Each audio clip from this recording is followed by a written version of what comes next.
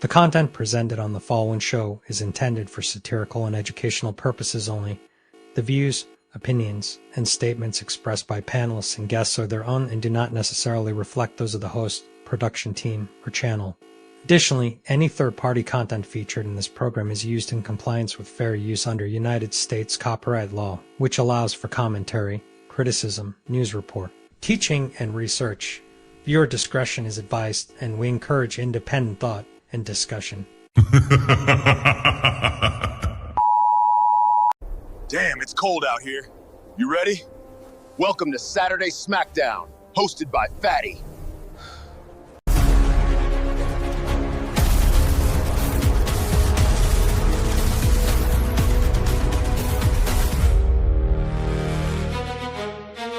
Melanin.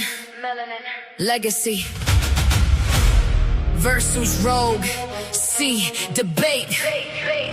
Saturday Smackdown. 5 p.m. ST.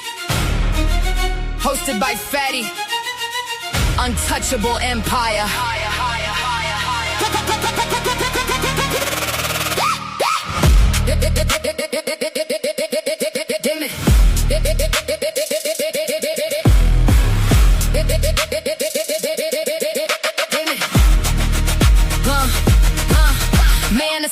Breaking the mold, chills down your spine and the flow is so cold. We don't need a hero to save the day. Untouchable empire clearing the way. Step in the arena, we holding the crown. Saturday Smackdown, we locking it down. Yeah, we bring the heat and we bringing the noise. This is grown woman business. Step aside, boys. The paradigm shifted. We rewriting the page. No capes on our back when we step on the stage. The gender war is here. Yeah, we pulling the string. Look at the facts. Women wanna be king. Yeah.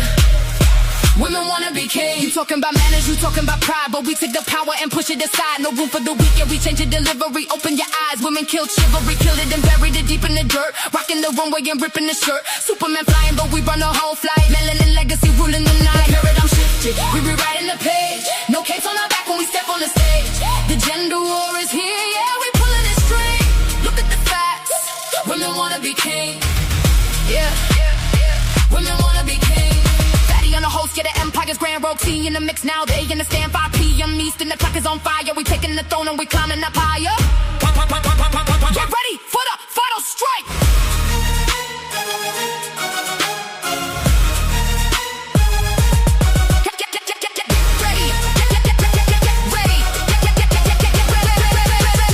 Get ready for the final strike. We don't need a kryptonite to make you fall. Untouchable empire, we standing tall. The debate is locked, the verdict is in. We don't just participate, we play to win. Flip the whole script, yeah, we run the whole town. Saturday Smackdown, we taking the crown. The paradigm shifted, we rewriting the page. No capes on our back when we step on the stage. The gender war is here, yeah, we pulling the string. Look at the facts, women wanna be king. Yeah, women wanna be king. Melanin, legacy. DS, Rogue C. Saturday Smackdown, 5 p.m. SK. Untouchable Empire. Gender war. Women wanna be king.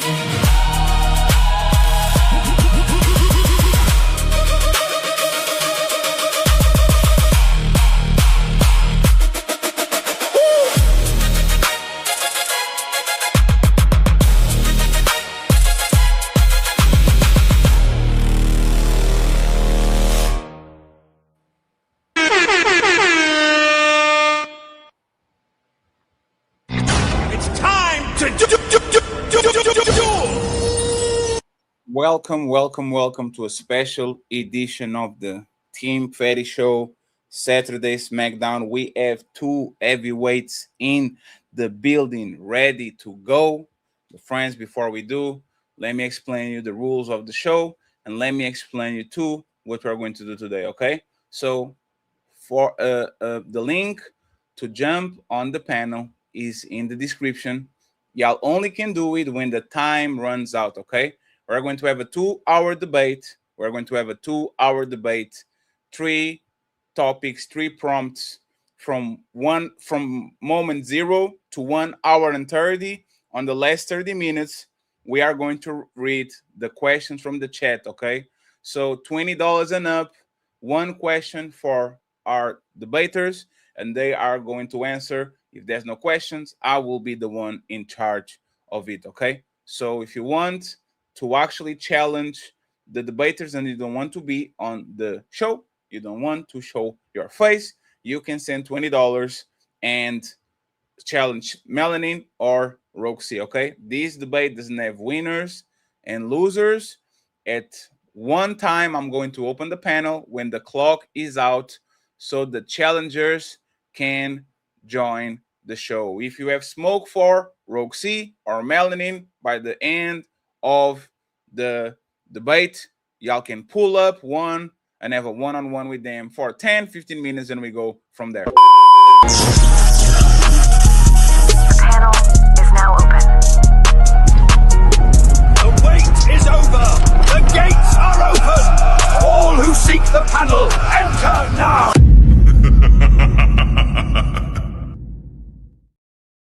Other than that, friends, their cash apps are going to be rolled at the bottom. Gentlemen and ladies, the sisterhood needs to compensate these lovely ladies, okay? The sisterhood. And y'all need to simp just a little bit so they can get some lunch and dinner money for tomorrow, okay? So once again, YouTube is for free. They are giving you a great show. Don't forget to support the ladies, friends. And the same thing with the fellas. Next week is my birthday on Saturday, so I'm going to do a little bit of party, okay, because I need to get some stripper money. But on next week, I'm fully situated. The AC is on the wall, and we are going to have Saturday Smackdown every single Saturday, okay? Every single Saturday, we're going to have Saturday Smackdown. So buckle up. We're in places, and I'm counting on you, Untouchables. Other than that, I think it's time for us to start the show. The Saturday Smackdown show starts now. In a world where words hit harder than fists, where minds clash like titans, the arena awaits. From every corner of the globe, the bold and the fearless step forward, ready to battle with nothing but their voices, their wit, and their will to win. Here, it's raw, it's ruthless.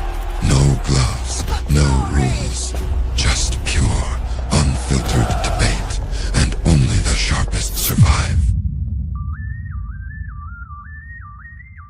Ladies and gentlemen, live from the Untouchable Arena, this is Saturday Smackdown. So make sure you tell the full details about the thirstiness and hungriness of these criminal that black women seem to be infatuated with and can't leave alone.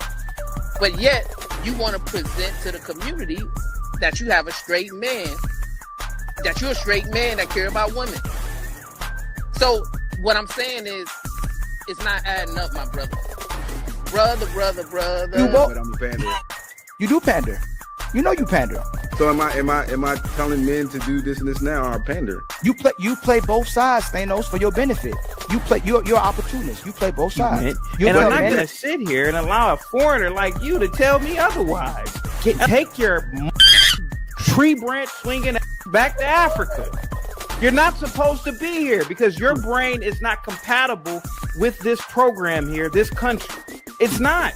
So all I'm saying is, if you want to do this right, come how you are, because from my understanding, you throw out threats, you throw out a whole bunch of stuff. So I don't know what empowering thing you're on, because you don't empower nobody. I didn't empower you. I'm higher than the show, and I don't have to follow that's not how you debate. Right? The fact of the matter is you didn't substantiate them being the foundation for the black community. Now we're talking about getting to the bag, and you're double talking. So the question, either man, is yes or no, are black people getting to the bag? Ladies and gentlemen, let's get ready to rumble!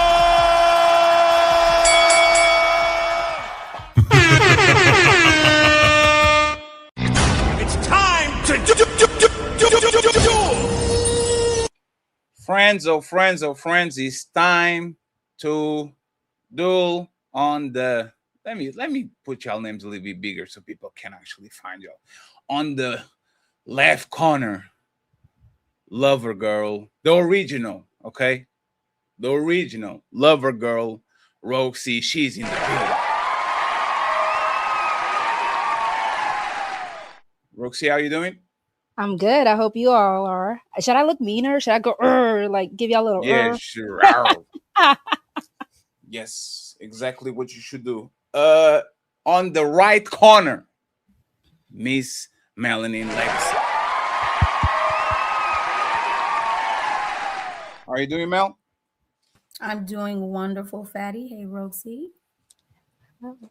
Friends, once again, the cash apps are rolling in the bottom. I'm going to be promoting their cash apps because during the debates, the debaters need to eat. Afterwards, we try to get our goals if the show is good enough. I'll remind y'all again, once again, $20 and up for us to read the questions to them, $20 and up.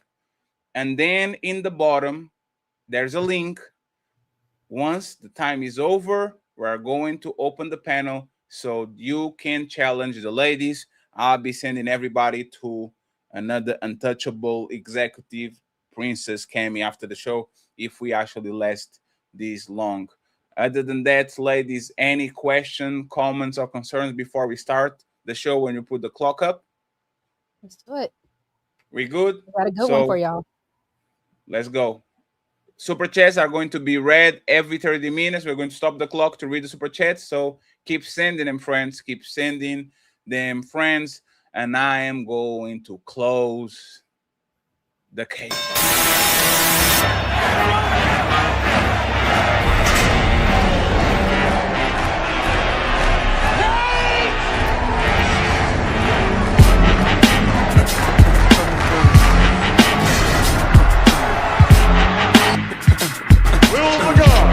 Please lock the cage doors at this time. Get the fuck up! Simon says, get the fuck up! You're going nowhere. I got you for 3 minutes. 3 minutes of playtime. Mr. Spellman, thank you very much for blessing us with the $20 baller. Okay, I'm going to buy an hamburger with that. So thank you very much, sir. I appreciate you. Trump got these prices going up. Woo-wee. Let's go. One fatty burger, please. And it's time to start. It's time to Friends. First topic, the gender war is profitable. That's why women don't want to solve it. Melanin as the affirmative. So I'm going to let Melanin start this round. Roxy is going to go first when we do final thoughts, okay? So Melanin starts now, and then with the final thoughts, Roxy starts on that part. Melanin, why do you think the gender war is profitable? Because women don't want to solve it. Please explain what you mean by that. So I feel that women don't want to solve the gender war. And because the reason why they don't want to solve the gender war is because it's profitable based off society. If you notice, most of the men bashing channels ran by women, they get a lot of support. They get a lot of push, as well as the gender war. I mean, well, a correct balance requires for, to me, the man and woman to know their place, right? In my opinion, it's man, woman, and child. Women don't seem to like the balance, to know the structure. This is why we have in society where women want to make just as much, if not more than men. They want to do the same thing that men do in society. So I don't want to ramble. So I guess I'll leave it at that for now. Roxy? So the reason why I'm on the negative of this is social media rewards outrage. Men make money criticizing women. Women make money criticizing men, right?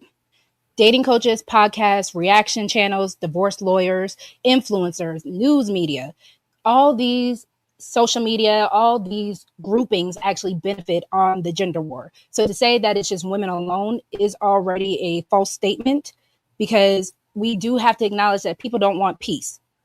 You know, a lot of the times they actually enjoy the fact that the battle of the sexes is always happening. And it does have financial and social incentives to keep the conversation going on both sides for both men and women. So to say that women are the only ones benefiting from it, and that's why the gender war keeps going, is false. So what financial gain compared to the financial gain of women are men experiencing with the gender war?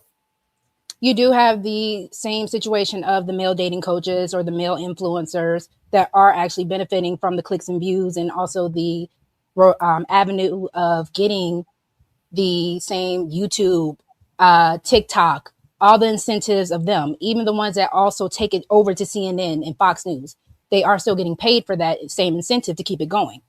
We even saw with, you know, one of the most famous ones, he was starting to actually have interviews with Nicki Minaj, Future. He was in music videos. He was getting on TV shows.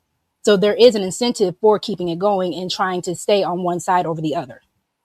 Well, but wouldn't that be more of men are finally starting to respond to women and the years of them having something to say about men? Like, I feel like it started with women first, the Oprahs, the Ricky Lakes, and things of that nature. It wasn't up until more recent times that men actually started speaking up, fighting against what women had to say. So the only difference that makes any of this going on, because a lot of people can say Oprah, a lot of people can say the talk show host conversations, the only difference is what was barbershop talk has now also begun having a platform. YouTube has made it where you don't have to just have a signed deal with some type of TV broadcast show to go ahead and have these conversations. Men were having these conversations just the same way women were having these conversations in the home, in the salons, and everything else. So to just say that men are now responding is not true. Men have always had a way of responding. It's just now actually being publicized the same way Oprah or any other talk show host could have also publicized it. Yeah, but the fact that you're saying that it just recently started getting publicized would mean that women have had the upper hand on being the bigger voice in the gender war, which means that it's been more profitable for a longer period of time for women over men. Is that the upper hand or just women running their mouths, though? Because I don't see what the actual overall benefit was. You are talking about Oprah. You're talking about certain people who benefited all that. That was not a win for the collective of women. It actually was, though, because Oprah is a big voice, not just amongst Black women, but just women in general. A lot of the times, the things that Oprah said or influenced was the outcome. There just wasn't a bunch of women back in the day that had a public platform at that time. But I did say Ricky Lake as well. Most of the talk shows were ran by women, not men. Yeah, but then you also still did get men talk shows, even with Jerry Springer. Jerry Springer profited highly off of just complete chaos and nonsense between men and women. And Mark Hovey did. Okay, but Jerry Springer would bring on women to bash men, to make men look bad. There was never really situations where on Jerry Springer, men showed up to bash the woman. It was more so trying to figure out if he was the dad of the child or not. That was more so Maury Povich, but still, yes, if the men wanted to say this, 304 is out here talking this and she's saying that I'm the baby daddy and I'm not the baby daddy, yes, that is still a form of bashing. So again, at the end of the day, everyone was able to profit from it. It's not to say that it was right or wrong. It's just a matter to try to say one profited over the other is false. So I disagree. Because like I said, women have been in the spotlight longer to be able to more voice how they felt about men and what they were doing. But just to move it a little bit, why the gender war is still more profitable for the women, we could take it to the government, the Section 8, the child support, the government assistance, just to down the man. You'll keep his child away. You rather charge him child support and get all of that assistance over the father being in the home, which would also be a situation that proves that women feels that the gender war is more profitable over the, I guess you would say, the nuclear family. So with that being said, I do need to clarify if we're speaking strictly about the gender war that we see online, or if we are talking about the overall, because the overall government assistance was not necessarily deemed to be just based off of the gender war. There was a gap in the household, and the government filled that gap. So when you want to talk about food stamps, you want to talk about child support, it is to also make sure that responsibility is still being had, even if the two adults aren't working out together. So I just want to clarify, when we speak of the gender war, are we strictly talking about online presence, or are we talking about overall? We're talking about the gender war being profitable, whatever that looks like. Okay. Okay. Like I said, So in regards to what you're saying about it being there to make sure that the child is taken care of, that is what is designed for. But a yes or no answer to this question: do you feel that that is what women use it for? Yes. Because the exception never makes the rule.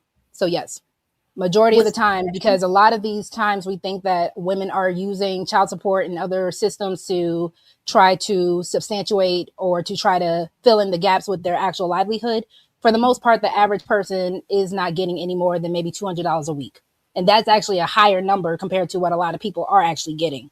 So to think that women are just profiting off of child support alone or food stamps alone or any other type of government assistance alone is kind of foolish and chaotic, because at the end of the day, that is why a lot of women are still opting more to have the man instead of just the government assistance. Again, the government assistance is just there to fill in the gaps until the man comes around.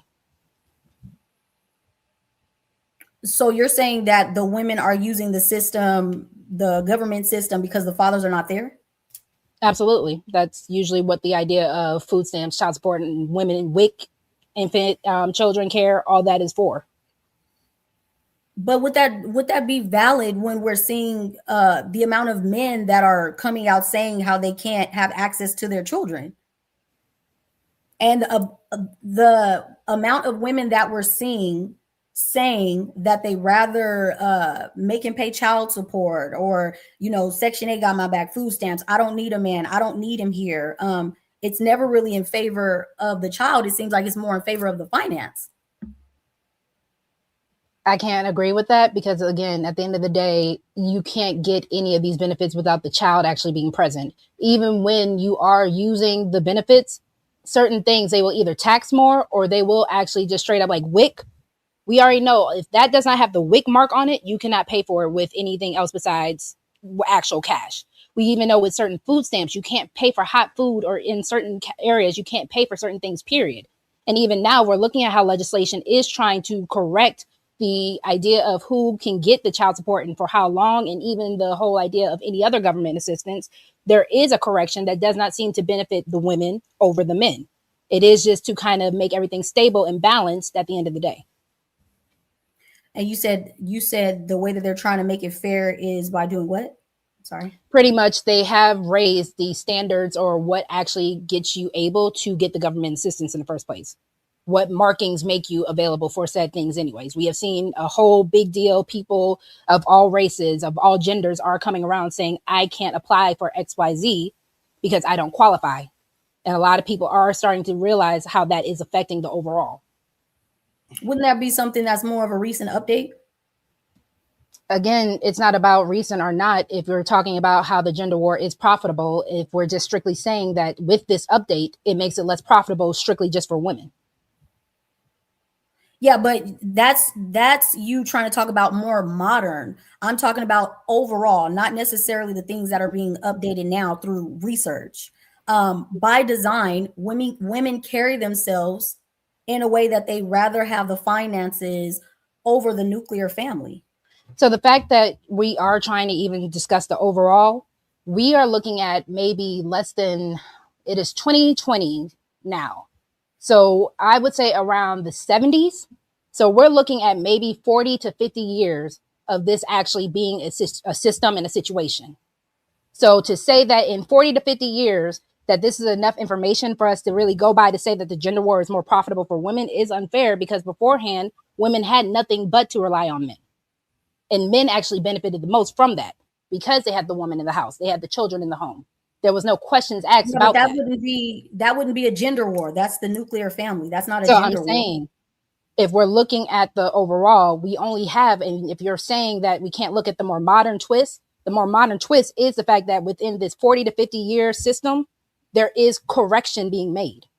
So you can't really just say overall, it's been a benefit.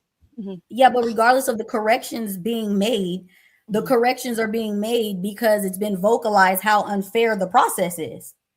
The process wasn't giving its due diligence on both sides of the spectrum. It was just more so she said whatever, and man, you got to pay up. But again, that's how systems work. So we're looking at 40 to 50 years of this system being in play.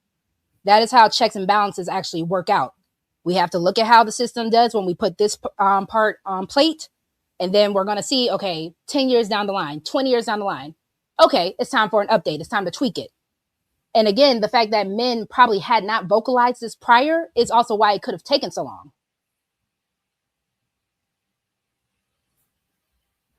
Well, men probably didn't speak up sooner because the courts and societies favor women.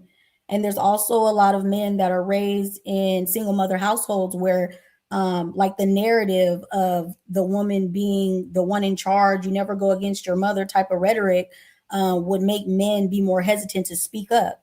On top of the fact that, what were you gonna say? Go ahead. Okay.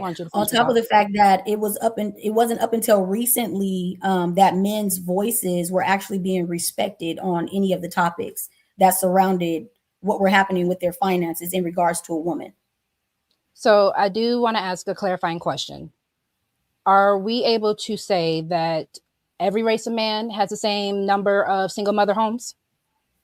No. Okay.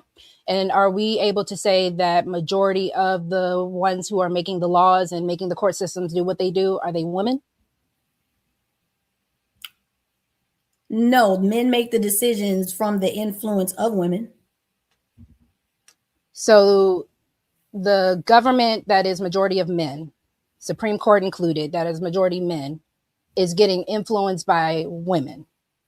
Yeah, most of the decisions that men make in government is to protect the women.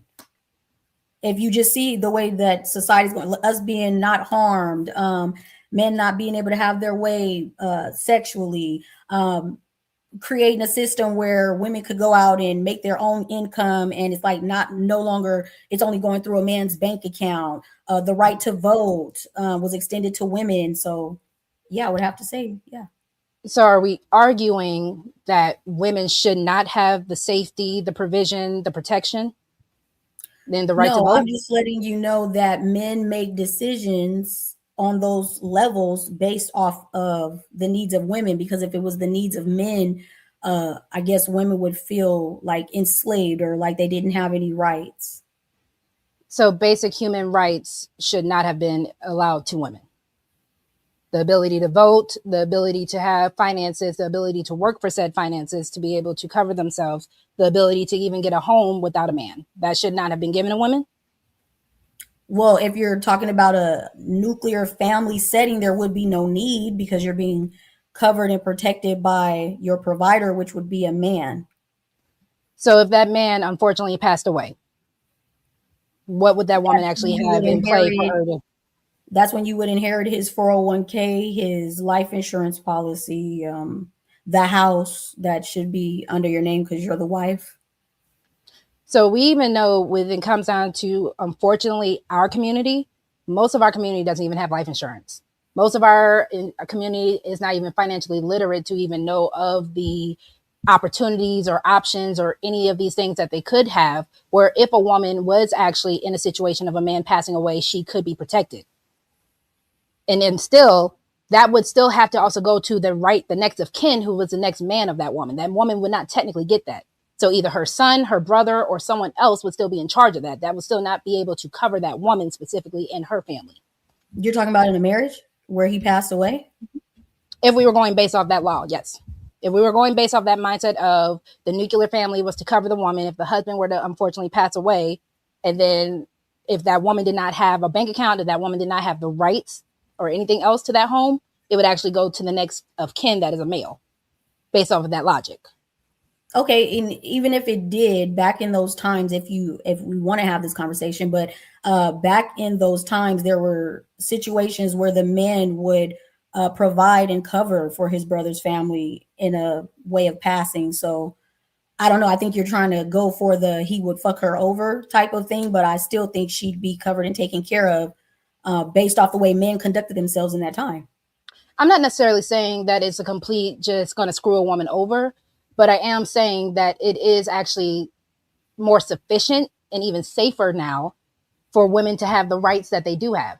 For women to be able to say that if a man is trying to knock me upside my head, that he should go to jail for that. The same way if a woman hits another woman, another child, or anything else, that same thing should happen to her.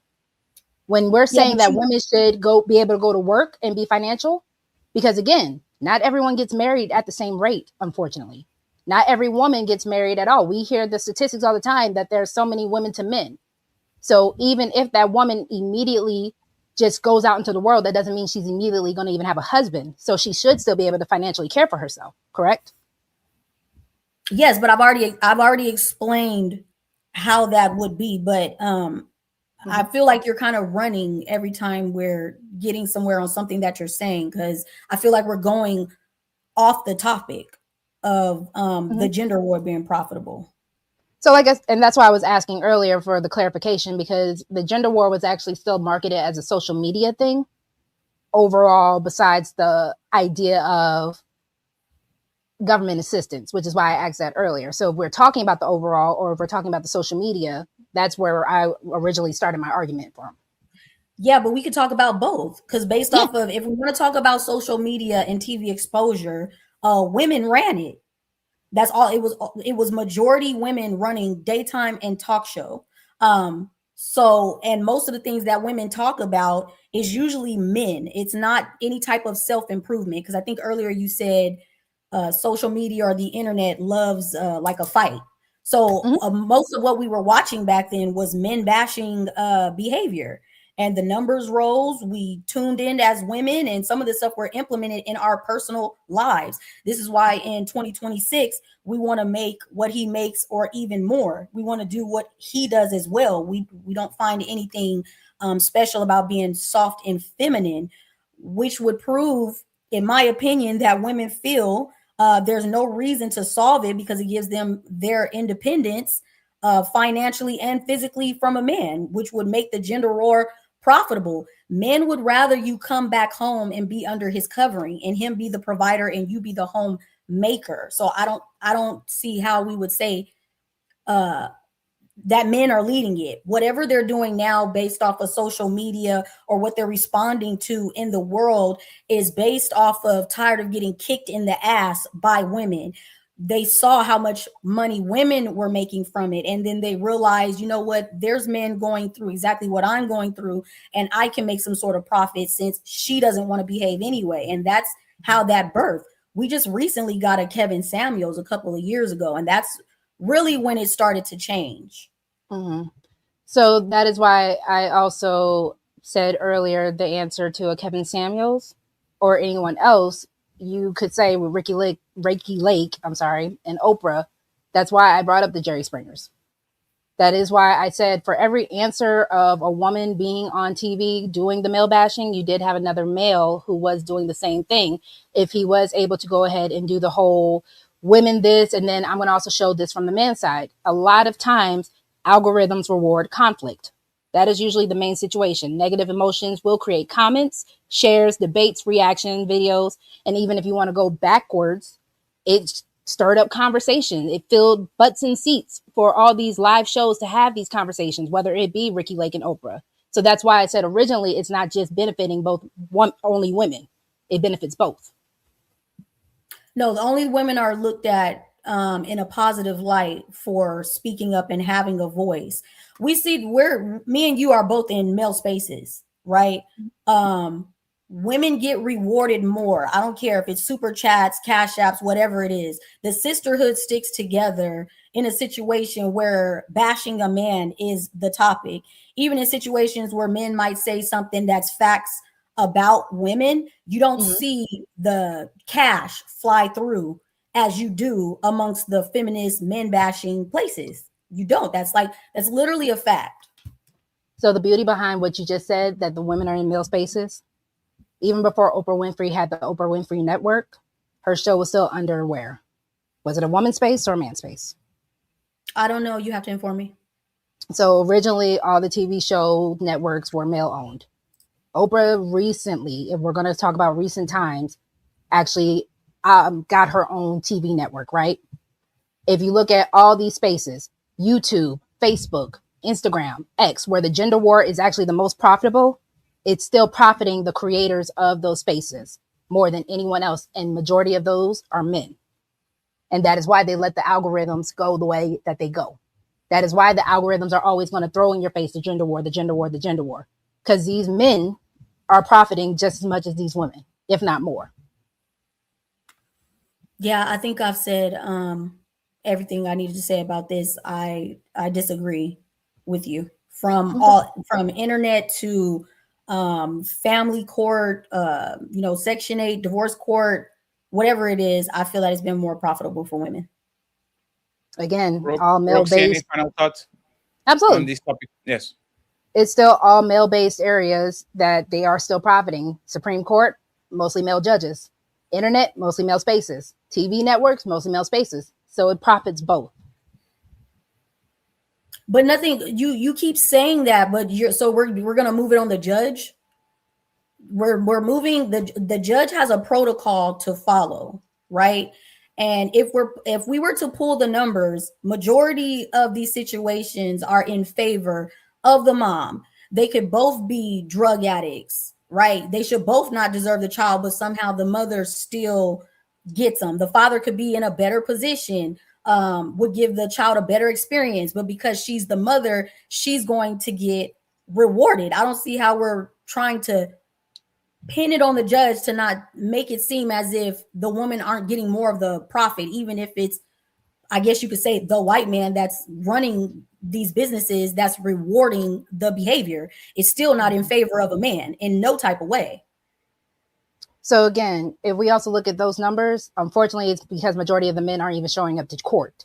But again, it's still the male lawmakers. It is still all these men who are still benefiting from the chaos of no longer implementing the nuclear home.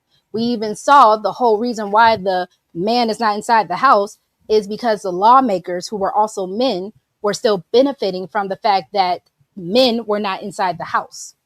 That's not true. Women, there was literally Section 8 or food stamps. Literally back then, if they came, they used to do house visits. And if you had a man in the home, they would cut off your benefits. So you can't say, so how is that not profitable for the woman? The fact that you chose, instead of just saying, I'm gonna get off government assistance and figure it out within the family, you actually made him leave so the government could keep paying you. Because the government's still getting paid and the government is still made up of majority men. Yeah, so the government and the woman is getting paid. Which is has nothing to do with the regular working man.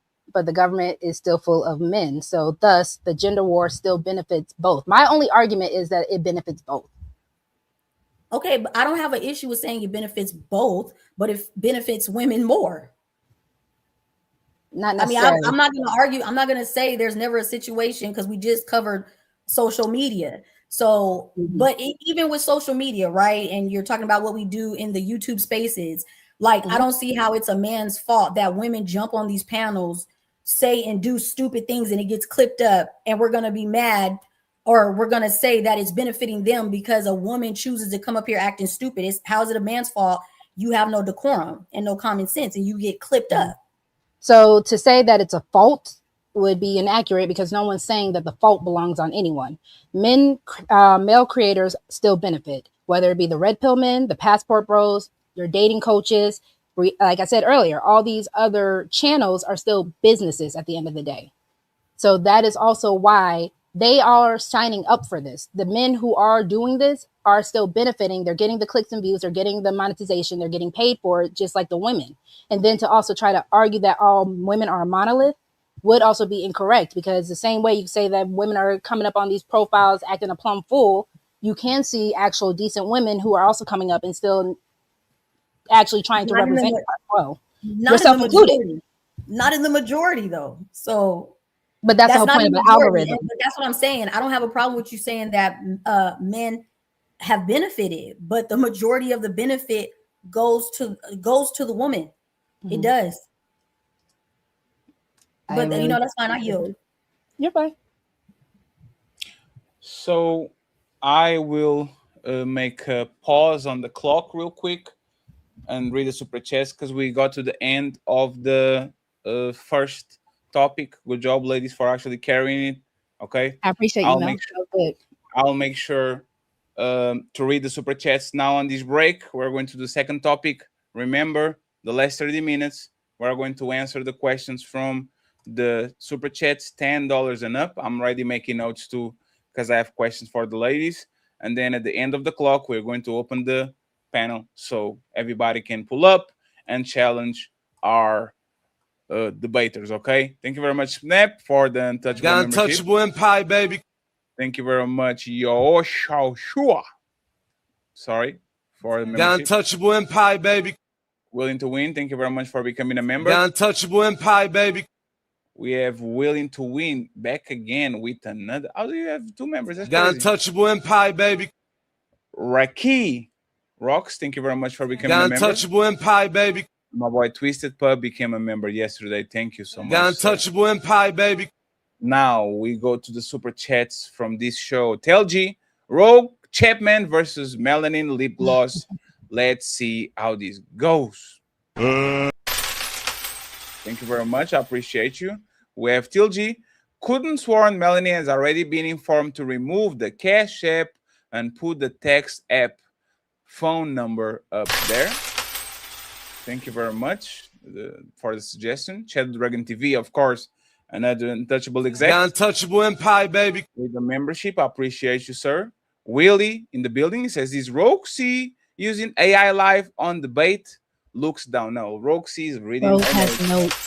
She asks if she could read notes, and notes are notes. So, yes, absolutely. Thank you very much, Willie. TLG gifted the membership. Untouchable Empire, baby. Thank you so much, sir. We have Red Lipstick Vibe saying, for my empire, Colt dude. Yeah, you better watch it. You better watch it. Red and A Toshi with 20 for supporting the show. Thank you very much for the $20. No text, just love. Willie says, in identical situations where a man and a woman both make $100K a year, child support max out the man every time and rarely max out the woman. Thank you very much, Willie. We have TLG saying the serpent represents the system. Eve represents woman. Use your head to figure out the rest. We have Vapors in the building. Shout out to my boy DJ Vapors with the $10 ball. And finally, last but not least, Akeem says, I love Melanin. So, ladies, let's go back to the topics. Let's get ready to rumble! And now this one is a little bit more controversial. Woman killed chivalry. Untouchable Empire, baby. Okay, so it's time to do. Roxy, please start with this one. Woman killed chivalry. You have the negative. Why do you think woman didn't kill chivalry? Please go ahead. uninterrupted. So is it okay? Like I said, I prepped. I just want to make sure. Absolutely, absolutely. Okay. All right. So one, chivalry was not a gift that women stole. It was a social custom that evolved along society. As women gained financial independence, gender roles changed. Dating became more casual, and men themselves became less invested in traditional courtship. To place the death of chivalry solely on women ignores the choices that men have also made and the broader cultural shifts that we all participated in. Okay. So to me, chivalry was something that was supposed to be a give and take situation. The only reason why chivalry is dead is because women walked away from their responsibility in regards to chivalry. Some of the things I said earlier in the first topic, but to reference wanting to do the same job that a man can do, wanting equal pay, even men giving you flowers, coffee dates, things like that. Women constantly say, I could do that for myself. I could take myself there. I need more, I need Dubai and I need more, more, more. So once men's efforts started being rejected and shamed, they stopped. So to me, I think the women are the start of the chivalry being dead. So I would have to counter that, but because chivalry is a choice. So if women are the all-powerful doers and beers that men have to just strictly bow down to, and that's not what I'm usually hearing in arguments, then women can't stop a man from actually doing what he chooses to do. So if a man is choosing to be chivalrous... Oh, I'm sorry. I was going to say, if a man is choosing to be chivalrous by opening doors, holding out her chair, if a man is choosing to go ahead and do these things for her, I can't, as a woman, necessarily stop Fatty if Fatty still wants to go ahead and do those things. Of course, we can't stop Fatty if he wants to do those things, but Fatty will stop himself if he does these things and there's no thank you. There's no smile. You're met with evil eyes. No sort of thank you, no femininity. So, of course, we can't stop him, but he's not going to keep doing it for women in majority if all of them keep responding in a negative manner. So I will concede to the point that, yes, chivalry does actually need reciprocity. I will most definitely agree with you. And at the end of the day, that is still also the fact that a man can choose who he does want to be chivalrous to.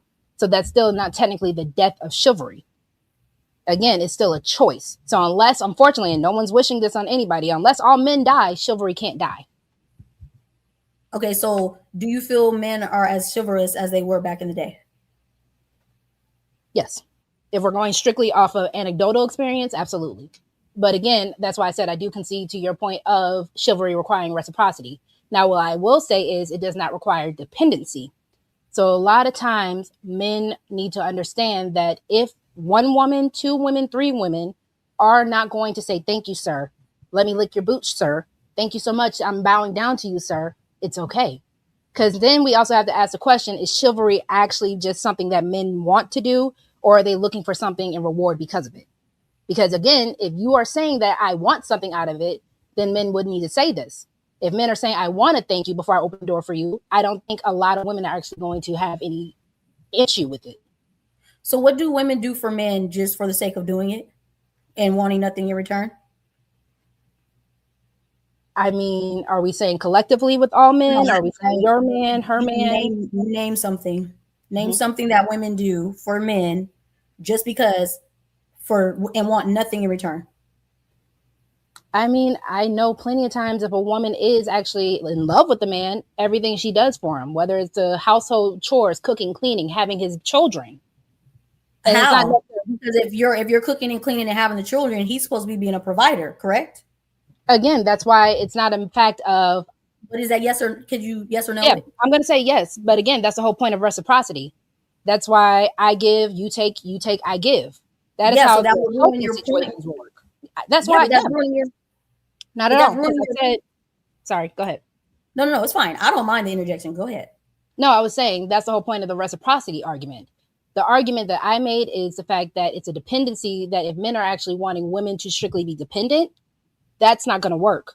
Because again, at that point, that is more so of I'm holding something over your head to force you to do something. So if chivalry is an act of kindness, kindness is not something you do just because you want something out of it. That's all I'm arguing. Okay, so if every time you go to this certain spot, you know you're going to get slapped in the face, are you still going to that spot? Of course not. And you know they're going to slap. Okay, so that's what I'm saying. How do we keep expecting men to be chivalrous when they're getting no reward? We're not even smiling at them for anything that they're doing. We think that feminism is the reason why we're able to be safe, more safe than what we used to be out in the streets. But technically, that's because of men in chivalry. If you want to be specific, the reason why we're not getting bopped up over our side of our head and able to go out in the clubs and wear the things that we wear. Is that chivalry or more so social customs? Because that's what I argued earlier. As social customs change, then so does the actual dynamics of men and women, which is why I even said with the idea of hookup culture, I will agree with you that the reward is kind of lessened at this point, because if we're going to bring up the whole idea of chivalry and hookup culture, that has modernized the reason why a lot of times men aren't going to do the things that they used to do. Because if you are going to go ahead and give the cow without him having to buy it, then yeah, that makes sense why a man wouldn't have to open your car door if he knows he's still going to get some poom poom at the end of the date. He wouldn't have to do half the stuff that he was actually going to do beforehand to actually try to get something out of it, if that is the reason why he's doing it. I still like to believe that men are doing these things because they are actually kind and they actually don't want anything in return. Yeah, but but is it on a broader scale, or has it lessened over time? I'm not saying that it totally doesn't exist. I'm just simply saying it's not as broad, not as able to be noticed as it should be, because it's been killed by women and the behaviors. So that's the thing. If you're saying something is killed, it's completely gone. It's gone. It's dead. So that's why I like the way that this argument is actually substantiated, because the whole point is it's not dead. It's just if men are completely choosing differently on who deserves it, we can't get mad at that. But to say that women killed chivalry is a fallacy. Wouldn't you say that chivalry used to be something that was more of a standard across the board? And like I said, as things modernize, would you answer yes or no first? Of course. But yes. So as things modernize, things change. What exactly modernized though? The availability of women, the capacity of women and men, everything that. What do you mean by availability? Like I said, hookup culture. A lot of times where we read the story of the white knight who's trying to get the damsel in distress. Oh, help me, please, white knight, please. It was also for that knight to actually kind of get the girl. Okay, but these men are now getting the girl for less. Okay, I'm just saying so the white knight would get shamed. That we would call him a simp nowadays. So that's killing that chivalry, because women would shame that white knight. That's what I'm saying. I'm not trying to say it's gone all the way, but to say that chivalry is not as impactful as it was back in the day compared to now because of changes. The only thing that's been changing is women. Men have been the same. So how is it not because of women? It's not as lucrative as it used to be. Because again, if we're only looking at chivalry as for something that men can gain something from, it was really not anything. Okay, but then that's when I asked you, because that's a shaming tactic. So this is why I asked you to name something that women do and want nothing in return. They're just doing it just to be nice to men. What is that? You can't be cooking and cleaning or having children because you expect financial, physical, lay down your life for me coverage. So that's not for no reason. That is such a broad thing, because majority of men aren't opening car doors. They're not opening the doors. They're not tipping their hats. They're not putting their jackets over water puddles, right? Women shame that. That's a simp now. That man would be a simp in 2026. The women are the ones calling him the simp, not other men. So how are women not killing chivalry? So majority of the time I hear the word simp, it's coming out of a man's mouth. But again, I know that's anecdotal evidence, but even if we look at this space, you don't hear women majority of the time calling men simps. That's not a real thing. You don't hear women saying anything about that in songs. You don't hear women saying anything. That's not an actual thing if we're looking strictly at social media. In real life, I don't think any of your family members, if they're not like you, if any of the women in your space, have you actually heard women in your real life use the word simp? Yes. And there was something you were saying I was going to respond to, but I lost it. But yes, we know that women call men simps in real life. Okay, I just remembered. So who gets the girl first, the bad boy or the nice guy? The guy who gets the girl first is the guy who gets the girl first. No, we're not going to do that. You need to pick a side. We're not doing that. But that's not a side you can pick because there are quote unquote nice guys that still get the girl. Let's do majorities 51%, please. Okay. So 51% would still technically be, you can't say that's the bad boy. Because what are we basing that off of? Who gets the girls first? The bad boy or the nice guy? I need clarification. 51 or 50. So I need clarification of what makes the quote unquote bad boy versus the good guy. Whatever that looks like for you. Again, I don't I mean, believe we both know what a bad boy and a good guy is. I don't understand why we can't just go one way or another. Earlier, we were just discussing how men are making a profit off of the bad behaviors of women. So we clearly pick a side when we want to. So just pick one. Because that's not a fair side. You can have the quote unquote bad boy. Hold on, I'm explaining. You can have the bad boy on paper who still has a heart of gold, who is still a good guy regardless. The Robin Hoods. Robin Hood still got the girl. So that's what I'm saying. Just because he's deemed a bad boy or a bad guy doesn't mean that he's a bad guy to her. Versus we can hear the situations of the good guy, the nice guy, actually being the one that hurts the woman the most. This is semantics. I feel like you know exactly what I mean when I'm saying it. The bad boy gets the girl first. She doesn't want the good guy until after she's turned into a baby mama or been used up or hitting the wall. We know this. So that's just what's going on. Nobody's saying that the good guy doesn't exist, but he's not the first pick. We'd have more wives. Again, because that's not a fair thing. Because if we're going to go based of our community, where the Pookie and Ray Ray idea comes from, the Pookie and Ray Ray, unfortunately, is majority of the guys. When you even look at that shows, means the bad boy would get the girl first. So unfortunately, that means majority of our men are getting the girl first. If their majority are the bad boys, that's the whole point. Majority of the men are still getting the girl. Then no, the point is, so all of this was brought up because we're talking about chivalry, right? Bad boys don't like chivalry. Nice guys do. That's not true. So either. if the majority of the Pookies and the Ray Rays are getting the girls, that means that the chivalry is dead. Even from a woman's standpoint, your standards have changed. That's not true though, because the Pookies and Ray Rays still know how to open a door. The Pookies and Ray Rays still know how to go ahead and meet the father and all that kind of stuff. So again, that's why I said for clarification of the idea of the bad boy, because you can have the bad boy with a heart of gold who is still chivalrous. You can have the hood guy who is still a gentleman at heart when it comes down to the woman he's with. So again, that's conflating and deflecting because we're using this idea of a person to try to make it fit all people, and you can't do that. Yeah, I still stand behind what I said. I don't feel like you're really addressing directly what I'm asking. I mean, like I said, if you're wanting me to say that the bad boy, and again, that is still such a broad situation. So you can't necessarily say that the bad boy, just because he's doing bad boy stuff in this field, is a bad boy in this field. Okay, so the bad boy can still be a good father. Who would women rather go to, the Chris Brown or the Kirk Franklin? Kirk Franklin's a married man, so that's still not. No, Chris Brown is not. You're stating it doesn't matter. It doesn't but matter. That already kills the argument because Kirk Franklin is married. If he was single, Chris Brown is not. And actually, Kirk Franklin was a baby daddy before anything. So again, Kirk Franklin wasn't always a nice guy. Who would women? Okay, we're talking about the Kirk Franklin in which I'm presenting him as, which is the church man, or the Chris Brown. So again, the fact that Kirk Franklin is married and Chris Brown is not already kills that argument. All right, I'm done. I'm not gonna. So I do have questions for you, if that's okay. Mm-hmm.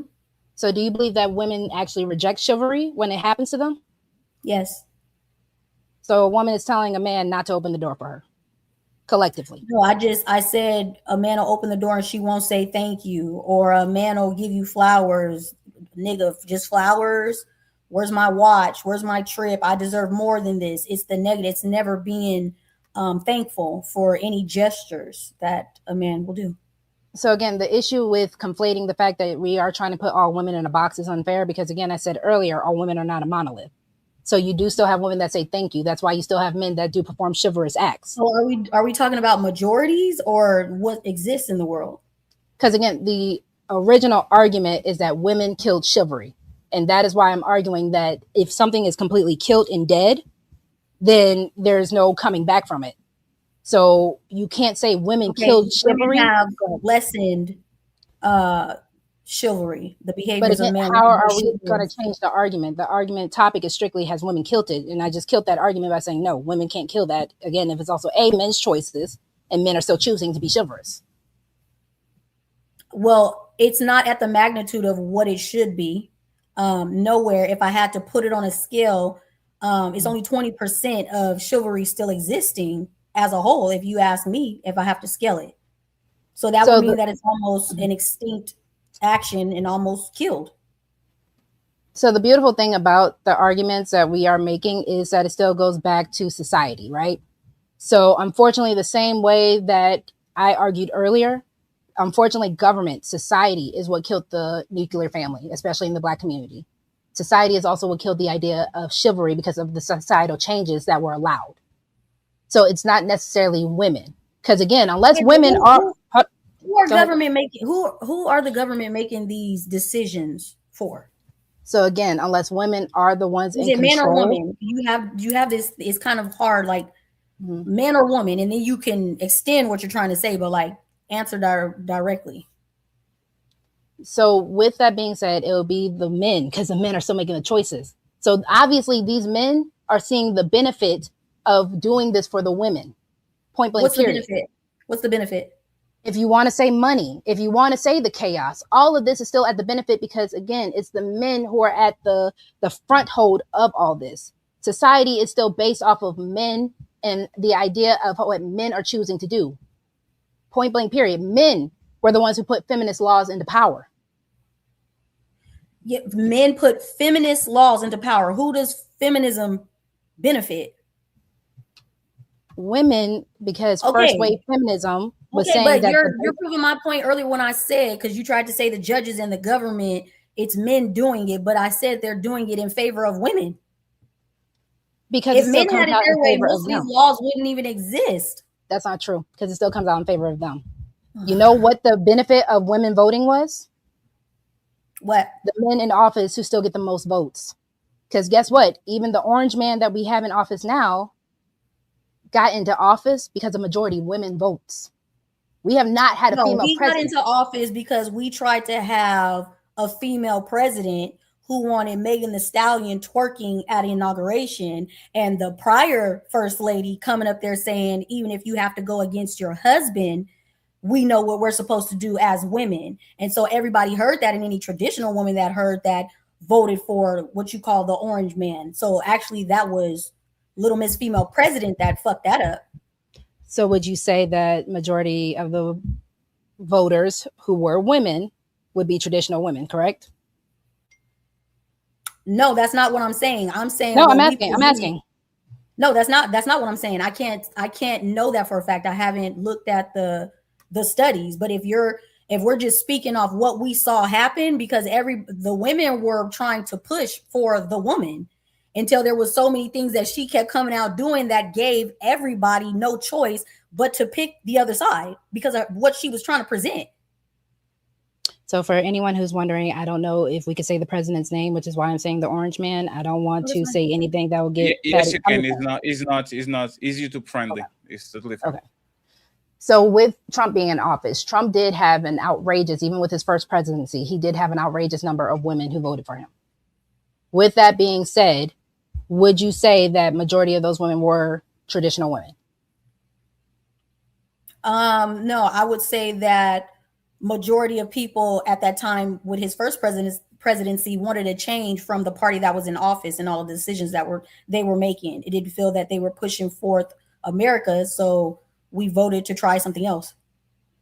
I'm asking about the women because you said that they were traditional women. You said that earlier. You're talking about two different campaigns, though. You can't bring up the prior campaign. I'm asking either one, both. Women majority still voted for him. And that's the prior ones. But yeah, that's why I'm answering you.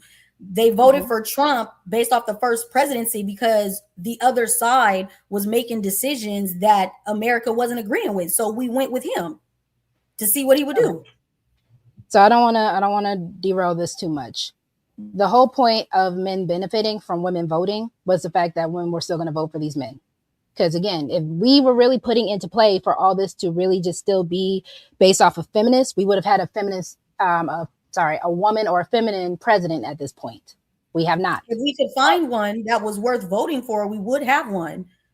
If Michelle Obama probably would have ran, there would have been a completely different outcome. But that's only because of the way she carried herself under the covering of a man. But go ahead. So Michelle Obama was carrying herself the way she's been carrying herself even before her and Barack got together. She is a lawyer. She has a very successful and very, very calm and suited, and even to the idea of being traditional whole persona, right? Because we don't know these people personally. But with that being said, in order to be a traditional woman, that means you need a husband, even in leadership. So that's what I'm saying. You're trying to make it sound like she's some independent thing, like the way she carried herself. Yes, she got married to Obama, but that would also make her traditional enough to know that she is not the head. So Hillary has a husband. Ivanka has a husband. Okay. What is Trump's wife? What is her name? Trump's wife's name. You just said it, right? No, I thought Ivanka was his daughter. Melania. Melania is his wife. All these men have wives. Would you say that all those women are as traditional as Michelle Obama? If you're comparing it against the other wives, I would have to say Michelle would be more or less traditional, because Trump's wife, she just stands by him, doesn't speak. She just dresses to impress and stands behind whatever decision her husband makes. Melania speaks because we don't have a first lady that hasn't. So again, no, I'm saying as far as like with Obama and Michelle, both of them were more out advocating for the things that they believed in. Trump's wife more so just likes to be more of the president's wife. Would she still be traditional? Not just based off her not speaking. Would she be a traditional woman? Who? Melania Trump. From what I've seen, yeah. So being as close to a corn star will make her being traditional. She's the head of what we would deem as a 304 compared to a Michelle Obama. So Clinton. Yeah, her past would make what you're saying a fact. I wasn't thinking that hard into it. I'm thinking how she is as his wife, as the president. So yeah, I can say that, yeah. So that's the only reason why I'm saying, because again, the idea of how women are killing chivalry, but you have a president who rather, instead of looking, because you guys want to make the argument about how women will go to the bad boy. So can we not make the same argument of how men will go to the bad girl? People go to what's exciting. Men and women are not equal though. So that's not even something that I would argue, because men and women are not equal.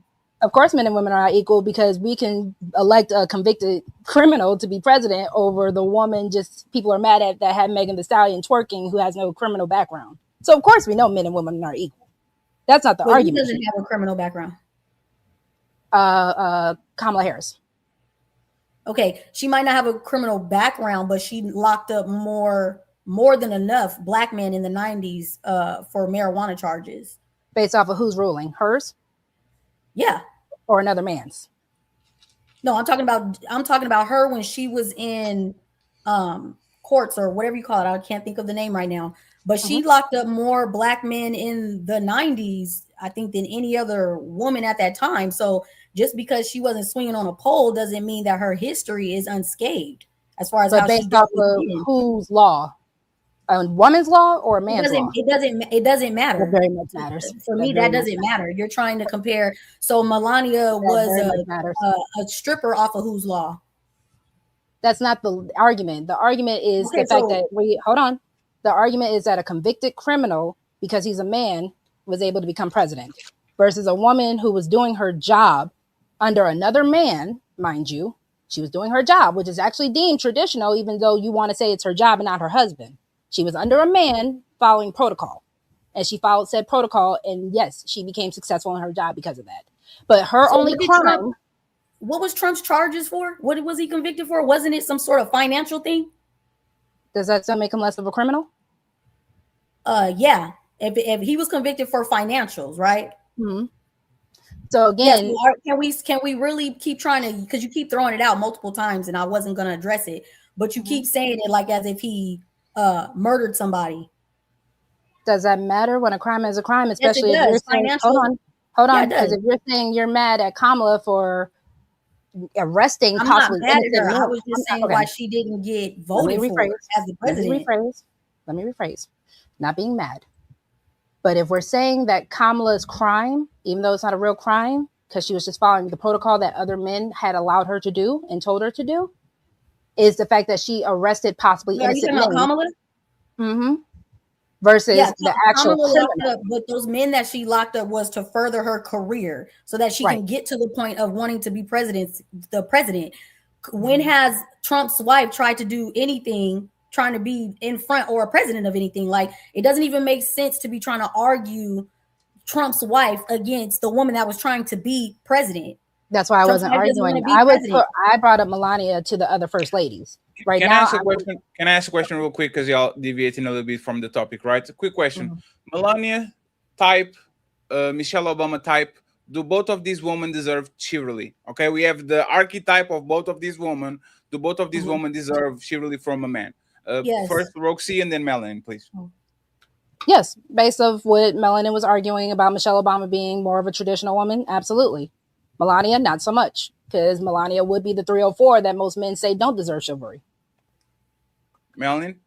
I would say they both deserve chivalry, regardless of Melania's past. The way she carries herself, if her past wasn't known about, the way she presents herself would still be deserving of chivalry.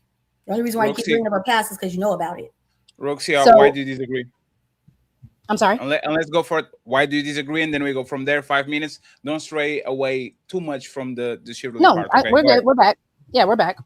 So because of the way that we're saying a woman deserves chivalry, Melania would be deemed the woman that most men would say wouldn't deserve chivalry, because she would still be the unruly woman. She would be the woman that doesn't say thank you because she thinks she's better than a man because she's so beautiful. And again, it's a matter of, if we make this argument, if you don't know a woman's past, do all women deserve chivalry? Because then at that case, you could say yes. I don't remember the discussion about chivalry ever being based on if they're a 304 or not.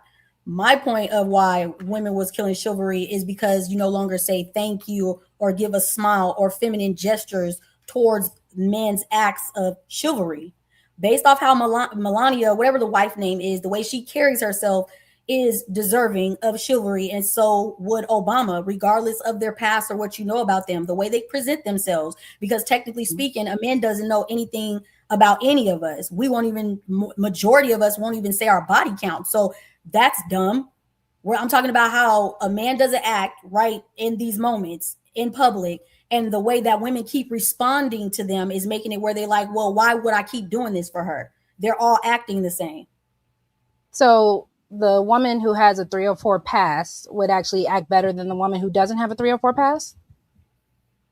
Who's arguing that? Because I'm arguing the type of woman that you're arguing is actually the archetype of Melania more than the actual archetype of Michelle Obama, which is why my original argument is based off.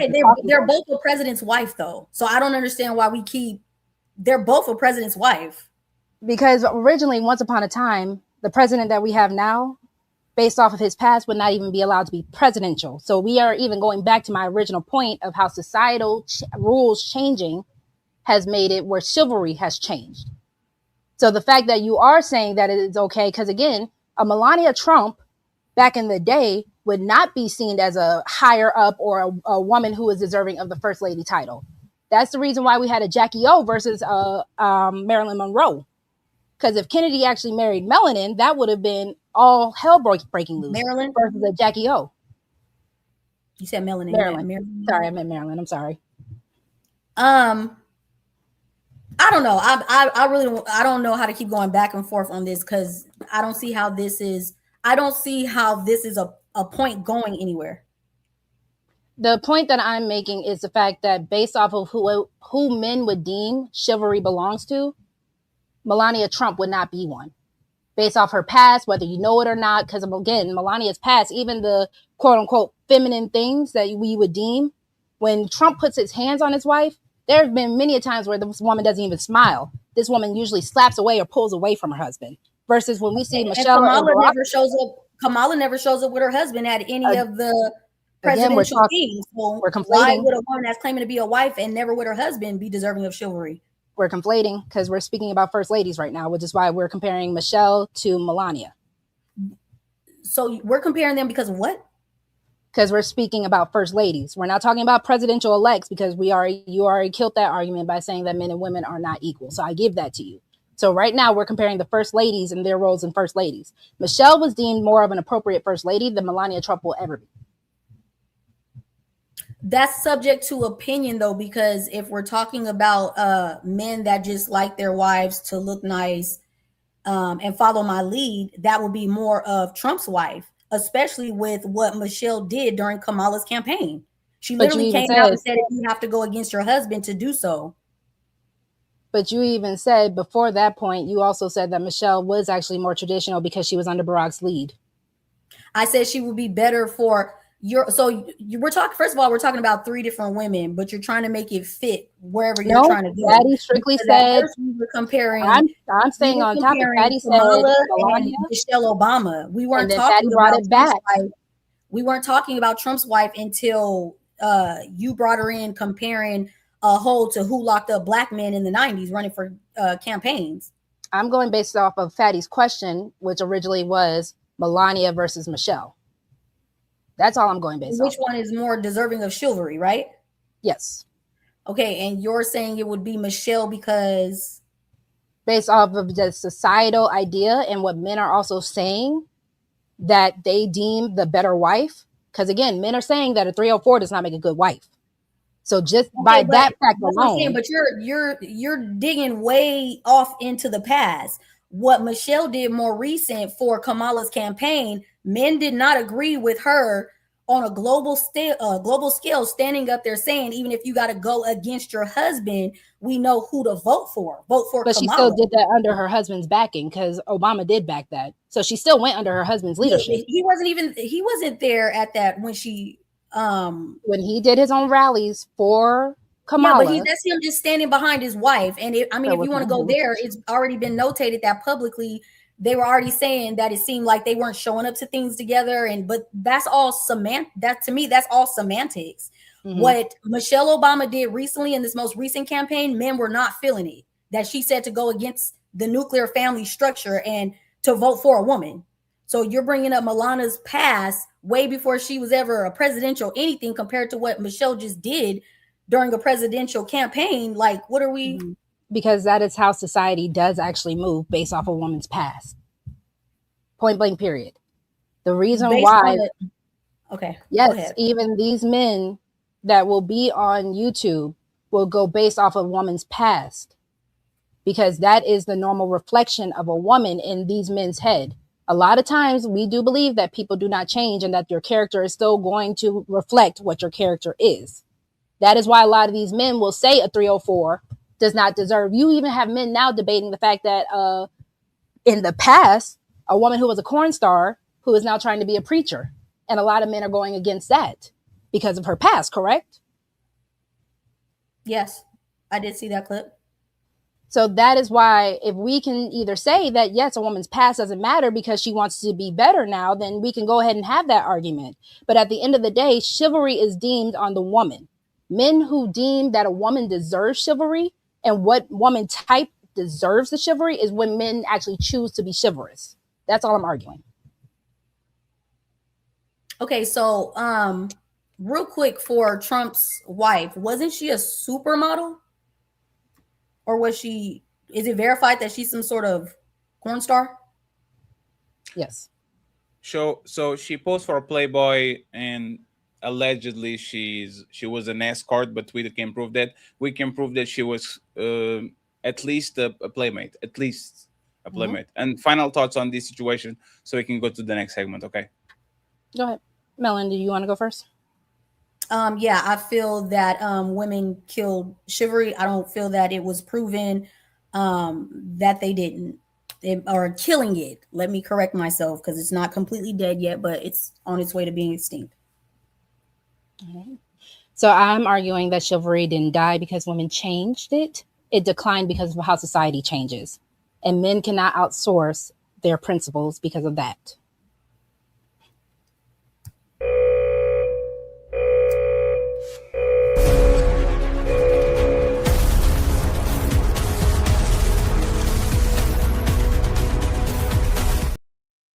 Ladies, before we go to the super chats, check your cash apps, please, to see if people are taking care of y'all. I would appreciate it. If not, we're going to press it even more. And if y'all can say thanks to the people that send the cash apps, that will be nice. If y'all don't have it, I'll keep pushing it and pushing it and pushing it. No, unfortunately, Lover Gang is not loving your lover girl right now. So yep, none for me as well, but thanks for tuning in regardless. Friends, there's 430 people watching right now. Please support the ladies, okay? This is a disgrace. Y'all are freeloading. Y'all are here watching shit for free while you're eating your Cheetos and your Tostitos and nobody gets a lunch, okay? Let's at least try to get a lunch for the ladies. Let's at least try to get a lunch for the ladies. Cash App, Rogue C19, very interesting combination. Rogue C19, C19, good memories, and Melanin Legacy 88. Okay, let's make sure that they get a little bit of a lunch. Please support the show. We're going to make sure that by the end of the show they get a lunch. Okay. Oh, and just mention that the 19. Go ahead. Just real quick for Jazz and SH, I hope y'all come up here when it's open floor because y'all talking about. Oh shit!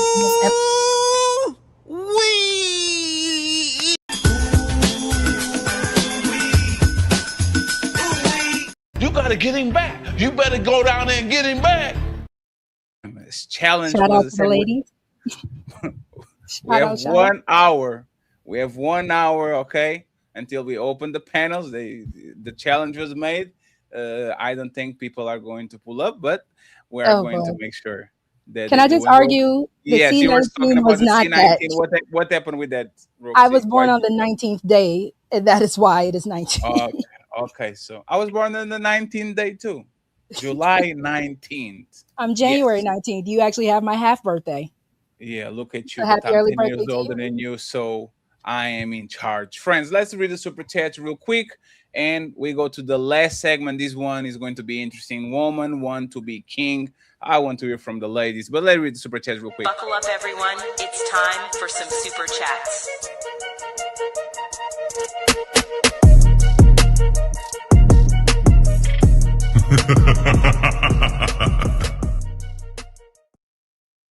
So we have Willie. He says, yeah, ChatGPT wrote that. If you don't believe me, replay what she said and play it to ChatGPT and ask it, did you write this? Melanin wins by DQ. Thank you very much, Willie. Once again, you can find Lover Girl Rogue C. She's pinned at the title, pinned description. Please go ahead and subscribe to her. The same thing with Melanin. Make sure that you subscribe to Melanin Legacy, okay? They're giving us a good show, so make sure you follow them before the show ends. Still G, she released that because the social contract has been broken. That still sounds Thank you very much. Another one, Tilgy says, I don't know why some woman thinks showing gratitude and appreciation is being lesser than shaking my head. We have Dr. Eugene still in the building. Says, is she really dead or is she really taking on a new face? We have Willie back again. It says, she really declined when the average woman became more adversarial towards men than interest in traditional partnership and mutual respect. Thank you, Willie. TLG back again. And he says, I knew this was going to be one of them. Too smart. Thank you very much, TLG. We have Mamir Thoughts. When a woman calls a guy nice but refuses to date him, she calling him a... Thank you very much. Once again, the cash apps are rolling at the bottom. Make sure that the ladies get something nice to eat. I'll truly appreciate that. I just want a popsicle. My AC broke today, y'all. I just need a popsicle. Oh, shit. No popsicle. My mere thoughts. Roxy, he remains intellectually dishonest, and loves to weaponize semantics. God help her. Mr. Ilkan Ali with a $10 ball in the building. If Roxy saw a real life question, she'd call the cops on it and claim the question was making her give it the answer. Thank you very much, Mr. Ilkan Ali. We have Mr. All the Way 89. This is for my YouTube wifey. Melanin. Thank you very much, sir. I appreciate you. My boy Carl Anderson, one of the untouchable executives, says the Western world has changed a lot, and trying to return to the old ways will be a real challenge. The push to make America great again has brought back the so-called good old days. We have Mr. E.T. 1971. He says, why does she keep saying men's laws when women can vote and have the same rights as men? Women vote more than men. Do so you would be just as responsible for the laws as men. I'm going to save this because this actually is $10 and up, and there's a question there. I'm going to save this for the Q&A. Zyrax Melania won't even live in the White House during Trump's birthday. My boy Boogie is in the building saying, I see Melanin, I have to trick Fatty. Hope you're doing good, sir. We have, let me tell you why that's bullshit. I haven't heard somebody this stupid in a while. I need a good laugh. Thanks, lover girl. Got untouchable empire, baby. And finally, not but not least, we have Boogie Reacts and Rogue. Did you know feminists vote for men because they don't like other women leading them? So once again, friends, please support our Ladies Cash App. We have more 30 minutes, and then we go to the Q&A, and we open the panel for the challenges, Jazz and S Age Word Challenge. Roxy, do you see anybody in the chat that you want to pull up, or you're going to let them decide? I was actually about to ask. I did actually get a couple of Cash Apps, but I'm okay with anybody. Especially when people don't like prep work, regardless of anything. Oh damn, she calling you out, Willie. Finish him. Oh shit. But can I also say thank you real quick? Yeah, absolutely. Thank you. All right, so shout out to Jeremy. Thank you so much, Jeremy. He said good show. And shout out to Lady Zyrax. Thank you so much, Lady Zyrax. She's also showing support. Thank y'all so much. Thank you very much, Untouchables. I appreciate both of y'all. Melanin, do you get anything before we move? Because Mr. All the Way said I sent something to Melanin. Thank you. I don't want to stop what we're doing. I get there. Sorry. Mr. All the Way. Mel, stay fitted. Alan, Sarah, Lamont, Charles, Jeremy, and Tommy. Thank you. Thank you very much, friend, for supporting the ladies. We need a couple more Cash Apps to them because it's dinner and lunch, okay? So even if you don't agree with them politically or whatever, make sure that you support them because they're giving us an awesome show. We're going to go to the last topic.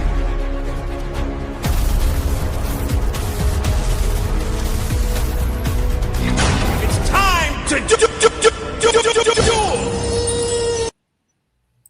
So the last topic, women want to be king.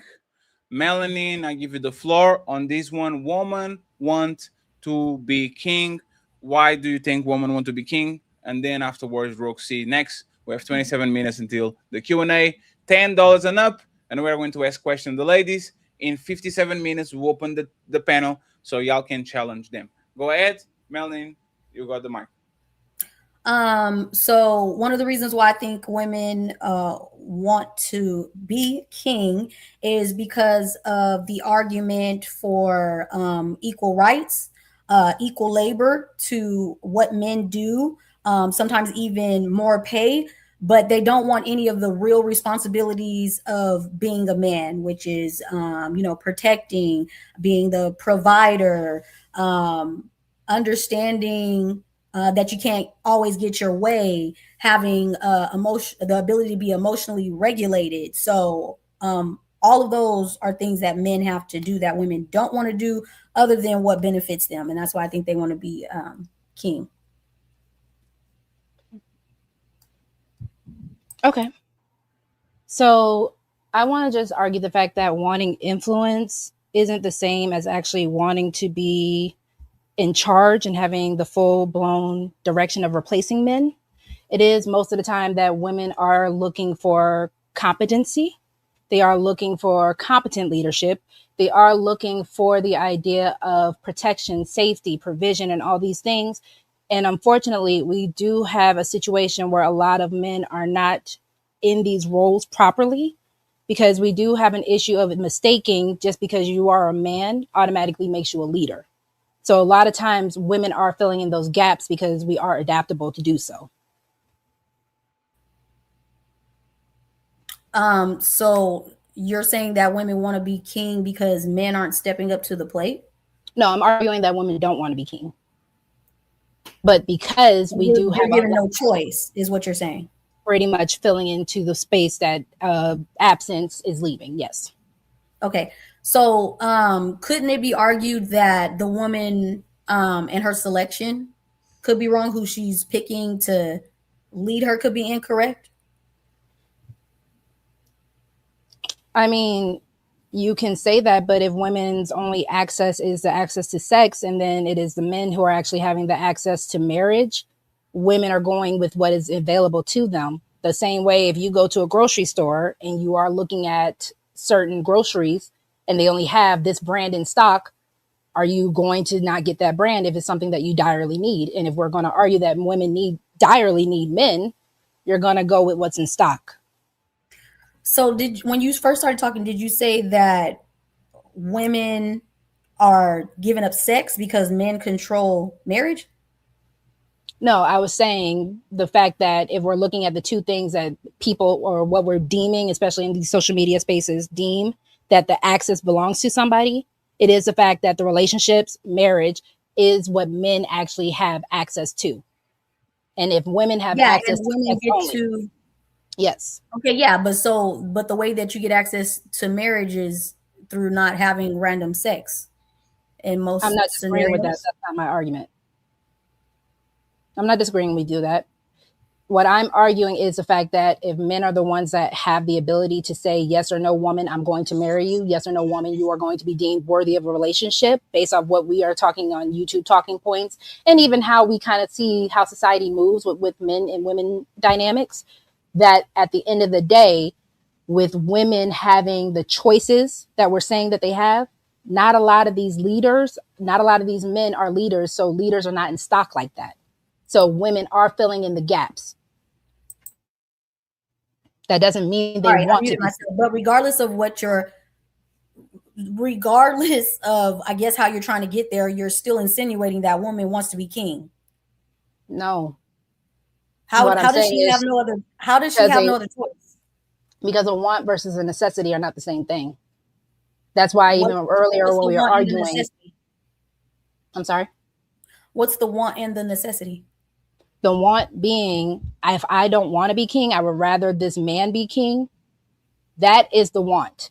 Now, if these men are not collectively being able to be king and be in leadership, now the necessity is, if I still need the king-like ability or the king-like duties performed, I have to do it.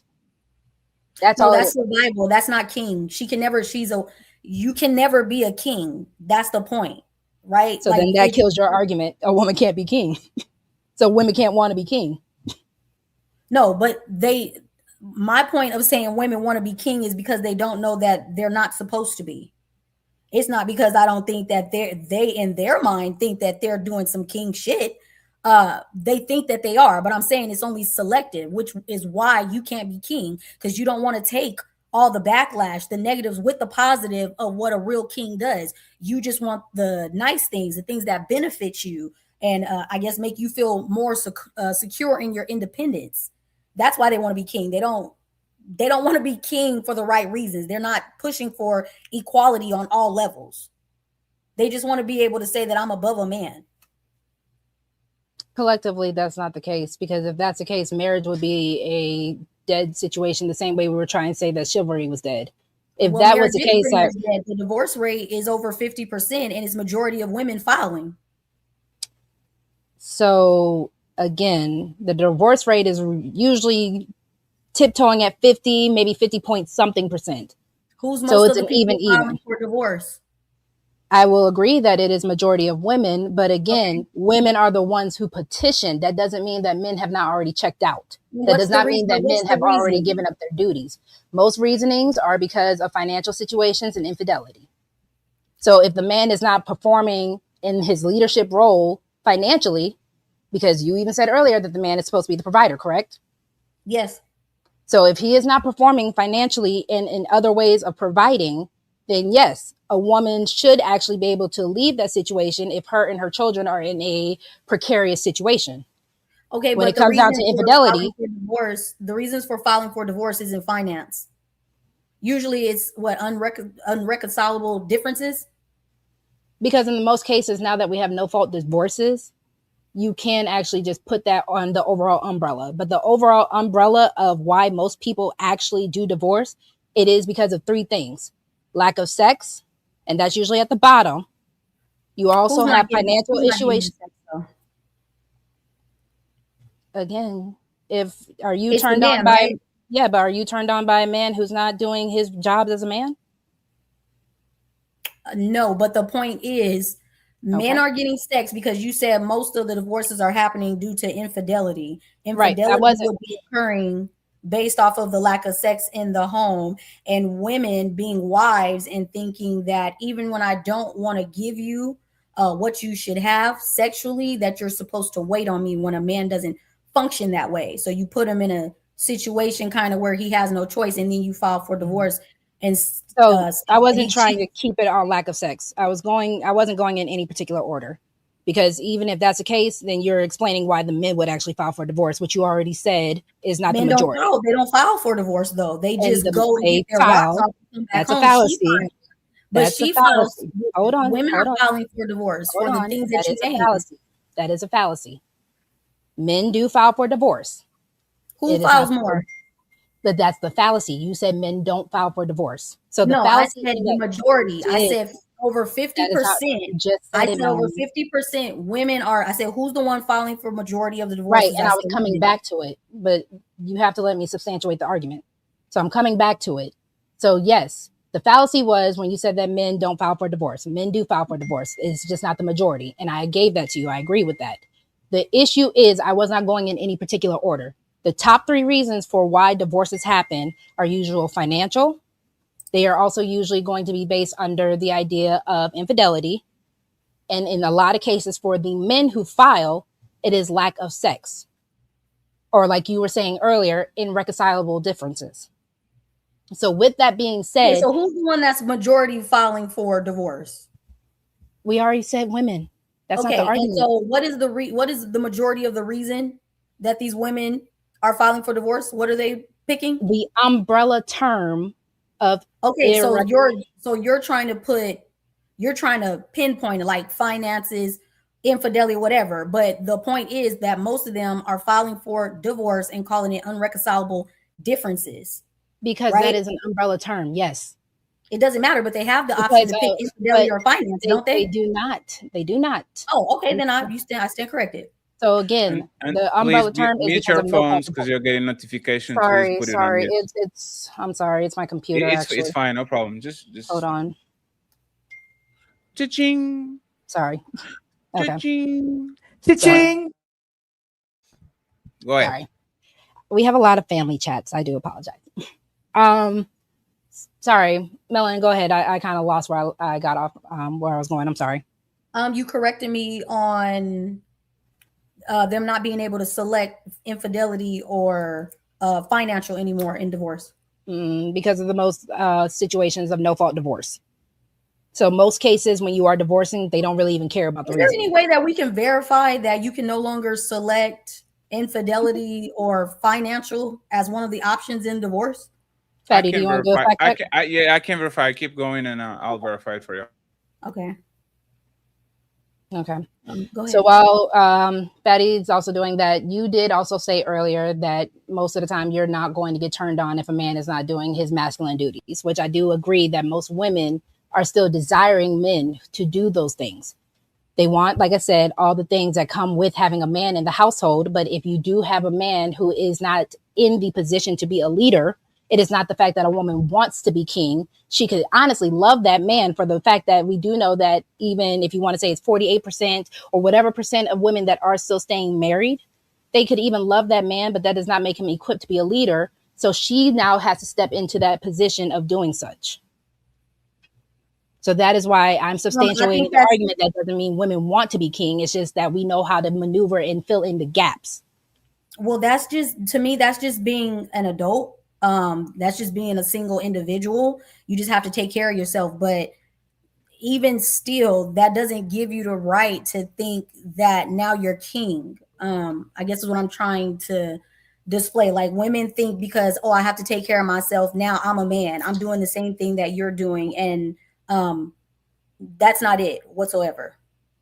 Also, just to pivot a little bit, another reason why I feel like women want to be king or pretend like there's some sort of king in the workplace, you don't hear like any little quotes of like support for men, like how you would hear a girl boss. Do you have an equivalent for a man that they use to try to pick him up? Say that one more Like, time. you know how in the workplace they use girl boss. A boss. Yeah. Yeah, but what I'm saying is those extra, You would call a man a boss. Men will dap each other up. Hey, boss. Women, yeah, you're a boss. No, but I'm saying putting the emphasis on the girl boss per se. I think the emphasis is the fact that she's a girl, and if a woman is doing a good job, instead of saying "at a boy," it's "at a girl." I don't think there's any extra emphasis on it if a woman is just saying, or if people are saying you're a boss. You don't think that that's something that they implement to make women feel more empowered equally as a man? Because I don't see why it needs to be a girl boss. Why can't it just be a boss and a boss?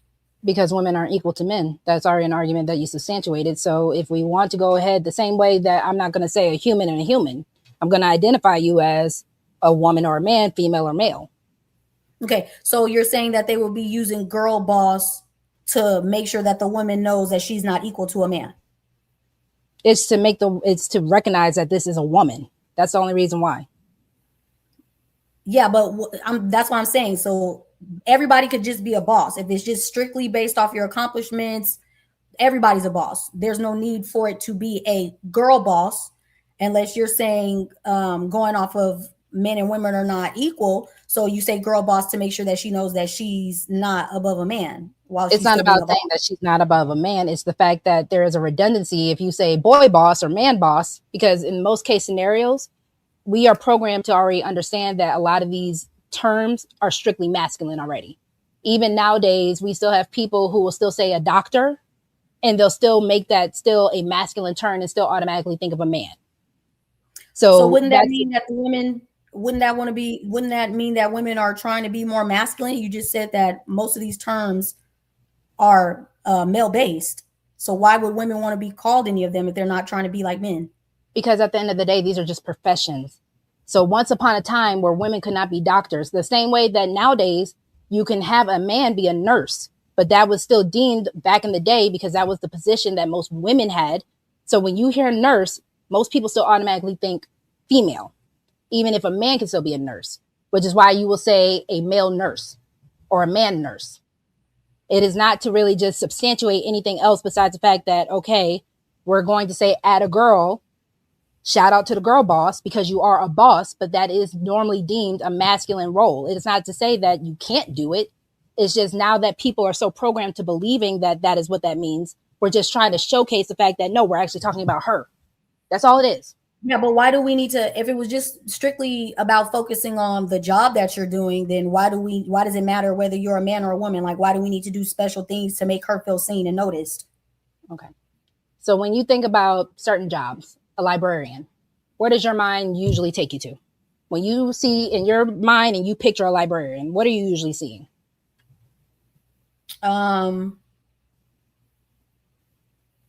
I guess I would say like an older woman. But there's male librarians, but I guess the concept would be older women. Exactly. So again, it's not to do anything else besides the fact of just notating that this gender is also now in this role. Because again, society has why does the gender need the accolades? If it's not about competing and it's just about the function, then why do we have to have specific labels for just women? That's not a specific label for just women. Like I said, a boss is usually going to be the label for the man, and he will still get an accolade. You can have a mug that says greatest boss. So again, just saying girl boss is just notating that this is a female boss. Saying boss, again, there's a redundancy if I say boy boss, male boss. Your brain already makes a clear note that you're talking about a male. So if I'm saying girl boss, now I can picture the same way I could picture, oh, woman doctor. I have a female doctor. Oh, now my brain can picture the fact that, oh, I'm talking about a female doctor. And people deserve accolades. I guess we're going round and round. I'm just trying to figure out, because men don't say men boss. Men don't say men CEO and stuff like that. It's just a CEO and a boss. So I'm saying I don't understand why women need the girl boss, the woman empowerment, or like the accolades that I'm a woman and I did what he did. I'm a woman, I'm making just as much as he makes, if not more. Because in most case scenarios, achievements of women aren't. I'm sorry. I'm just saying in most case scenarios, one, these achievements were not allowed to us beforehand. And now the fact that they are, we are going to say add a girl. And there shouldn't be anything wrong with that. That doesn't mean you want to be king. That doesn't mean you want to be equal to a man. But everyone. Why can't it just be good job? Why does it got to be add a girl or you did great for? Like, why do we need that? Why can't it just be good job? Because women are also just more creative. We're just like the whole black girl magic thing. Nobody was saying that black boys don't have magic. It's just a matter of this is something that we picked up on at a girl. You know, okay, black girl magic. That's what just did black something girl that magic derive from? Like the term. What was going on to create the black girl magic term? I mean, I'm not too sure. I know that they came out with black girl rocks. There are certain situations where black girl magic was just a matter of just a saying. Certain things are just sayings. So what sayings do we have for men? Black boy joy. If you want one that's equivalent to that. And that's been broadcast like on internet as much as the black girl rock and woman empowerment and all of that. How broad do we do black boy joy? I haven't seen anything about black boy joy, anything. But are you asking women to broadcast things for men? No. Well, yeah, that would be nice if you didn't feel like you were supposed to be center of attention, or you were the head. Why wouldn't you give accolades to a man? It's not about not giving it, because yes, a lot of women are the ones who actually use the term black boy joy. But anyways, there are men who pick up on that terminology.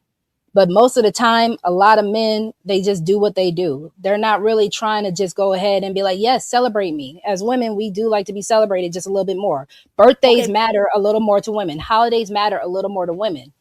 So the fact that women are just saying, let me go ahead and just push this accolade towards myself. If men wanted to start coming up with their own stuff, who's stopping them? No, my point is that most of the accolades that the women are coming up with is to compete with a man. They're not just coming up with these sayings for strictly just woman's empowerment. It's usually in competition or trying to show a man that I can do what you do. I'm sorry. Give me 1 second, Mel. You're fine. They're just creating group chats at this point now to annoy me. No, they're not doing that. But again, it's not necessarily, and I think we're kind of, no, okay. I want to make sure that I'm still staying on topic. To say that women are doing this in competition to men is still just insulting, because women are just wanting the acknowledgement for their achievements. It has nothing to do with the fact that I'm better than a man. It's just the fact that I achieved something. And that is what women are just doing when it comes down to these terminology. It is not to be like, yeah, Negro, I'm better than, no. You can have women. I'm never going to argue in the fact that there can be people who do this. I'm never going to argue that with you. But the majority of these sayings were just to acknowledge the fact that women are achieving things that we once upon a time weren't able to achieve. Because now we are in a society that is letting women get to these achievements that most times never got to happen. Even when we get a female president, 9 times out of 10, you're still going to have something in front of that, whether it be Madam President or Girl President, if we ever see that day. So we have to acknowledge. Why does a woman want to be president? Because this is a male dominated. This is a male dominated space. Yes. Yes, but most of these situations are male dominated. Sorry, I had to silence that. Okay, I'm back. So most of these situations are male dominated based off the fact that society once upon a time was a male dominant society. We didn't have women in positions. So why is women trying to infiltrate men's spaces? Because once upon a time, men weren't able to fill those spaces. A lot of the women in the workplace situations happened because men were off at war, and guess what? Society had to keep going. That's where we got the, what's her name? The I can do it woman. Is her name Rosie? We're not talking about in situations where men were unavailable. But that's the catalyst. That's the whole point. That's the catalyst. When they started showing that, yes, women, because we need you in the workforce because things have to happen. So when they started opening those doors, because not only, like I said earlier, was there a lack of leadership because they were off elsewhere. And God bless anyone who is, who has family members who have been in service and who is in service. God bless you. But there was still someone who had to pick up the slack. That's all the argument is. Yeah, but that's only because you have no choice, though. That's not a man's fault because they had to go to war. That was them further protecting women, and you just had to do what was needed in their absence. That right, and but once that levee got broken, once the floodgates were open, women were now in the workforce. We couldn't go back. And even now, if we actually looked at women, if we stopped working, there would be such a disadvantage in society at this point because we are so used to the fact that women now work. Women working has also helped with the fact that we now have money to put into our society. Because instead of just trying to tax one man in each household, now you get to tax both. You get more money. Society, again, benefits for the fact that women are now in the position that they are in. Even when you can hear women saying, I don't want to do this anymore. This isn't for me. I want a soft life. Money on things that are not lucrative to the children or the nuclear household. Not true at all.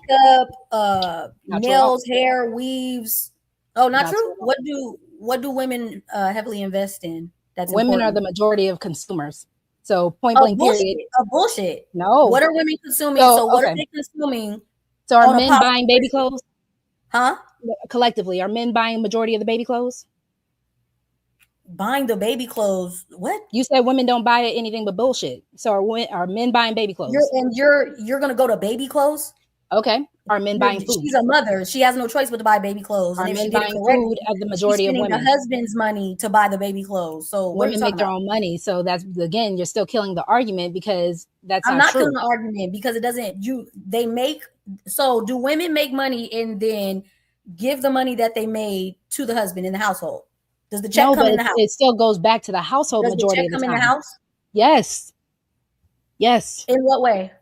Whether if they're going 50-50 on bills, whether it's going to the children, whether it's going to the groceries, the household needs, majority of the domestic things that are needed, laundry detergent, cleaning supplies, are still women. So women you're saying make that up hold on real quick. When it comes down to buying things, even majority of male-based things, because women still buy things for their man. Women are the top consumers of everything, which is why you put it, if you look at how a lot of advertisers actually do it, they're going to showcase it more to women because women are the ones who are going to be like, oh, my husband would love that. Oh, my brother would need that. Oh, my son needs that. Unnecessary spending. That's what I said. I wanted to know, you're naming baby clothes. You said, oh, I think my man will like that. What are they investing in with their money? We're not talking about investments. We're talking about consumerism. I was. Because you said women spend their money on bullshit. We are the biggest. Go ahead. That is the things that you're naming. What's important about the things that you're naming? The importance of a baby having clothes. The importance of your son and men having clothes. Because again, most fashion magazines that are showcasing men's stuff, men are not reading those magazines. So if I'm looking at a magazine and I'm saying, oh, my husband does need new work shirts, or if I'm getting advertisements on TV, since we're living in 2026, that says, oh, my husband does need a new shaving kit. Even though if you call that bullshit, that is still something that the man can still benefit from. Because most of the times, women are the ones who are buying these because we're the biggest consumers. Men can really go without a lot of stuff and they're not really buying this stuff for themselves because either A, they have a woman doing it or they don't care. But then when a woman starts doing it for them, they're thankful for it. Yeah, but you do understand that you're bringing up the fact that I said it's a bunch of unnecessary spending, right? He doesn't need a shaving kit if he can go get a regular razor and get the same thing done. How many different work outfits does he need? Like, that's what I'm saying. Only women can't go back out in the same outfit the internet already saw them in. Only so again, women even cleaning supplies to wash the 3 outfits. Unnecessary items. It's only women. So again, even the cleaning supplies is mostly women buying it. So if that man only has 3 outfits he loves to work, so you're saying that women are living in the house with men, and she's spending her money on the cleaning products. She's spending her money on the household needs because, yes, majority of women who are now working, they are not just working because they get to just now go and spend their money on other things. Like you said earlier, a lot of people are now spending money because they're in survival mode. So a lot of people aren't really even spending money frivolously like that anymore because there's not that much money to have. There's not that much passive income for these family households for women to be buying bullshit.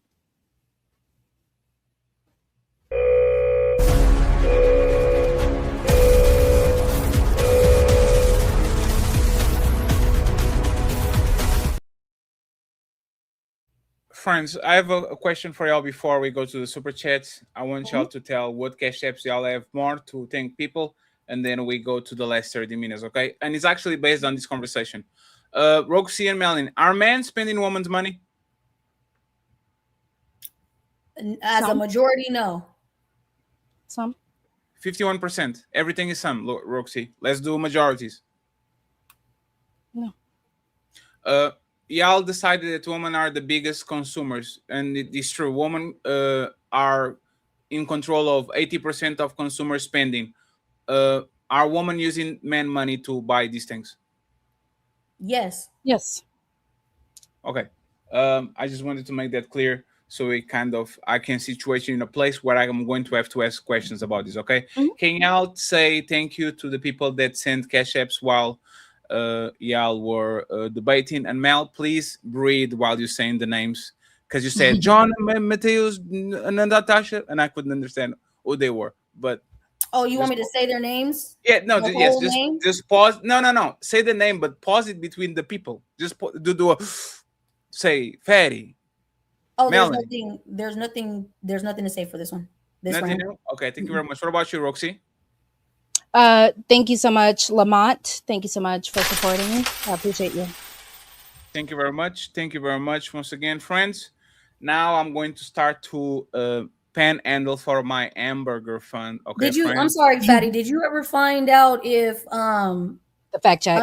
Yes, I did. Okay. I will say it before I read the thingy. Okay, don't worry about it. Okay, friends, the hamburger fund is open.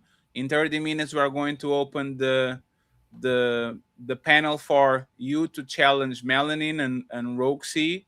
Melanin wants to see Jazz and SH. I don't know if they are going to pull up or not, but y'all can pull up too. And for the people that were talking about notes, okay, Willie, you can pull up too. Roxy would love to talk with you. Other than that, friends, the hamburger fund is open. We need $150 on the Cash App and $13 via PayPal SH. We still have 29 minutes, but I see on the back SH said, I want problems. Hollywood. brother. 30 minutes, we're going to see and make it happen, okay? Once again, friends, thank you very much to the 444 people watching. The show just started, so make sure that you support the untouchable empire. I would like to buy the burger. I would like to buy a hamburger. I would like to buy a hamburger. I would like to buy a hamburger. I would like to buy a hamburger. I would like to buy a hamburger. The burger. And thank you so much, Frieza, for getting the ball rolling. We need more 10 members. So the fact check. And friends, until the end of the month, we are going to have a bot on the chat that not only is going to drop the links and all that, is going to do real-time fact checks, okay? So when somebody asks for a fact check, the bot can literally go and search the answer and put it on the chat. So we're going to have a real-time fact check bot.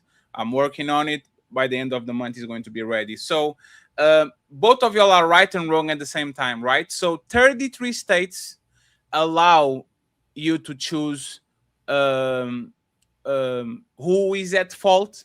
Okay, you can legally prove 33 states. You can say is that fault because that person committed adultery.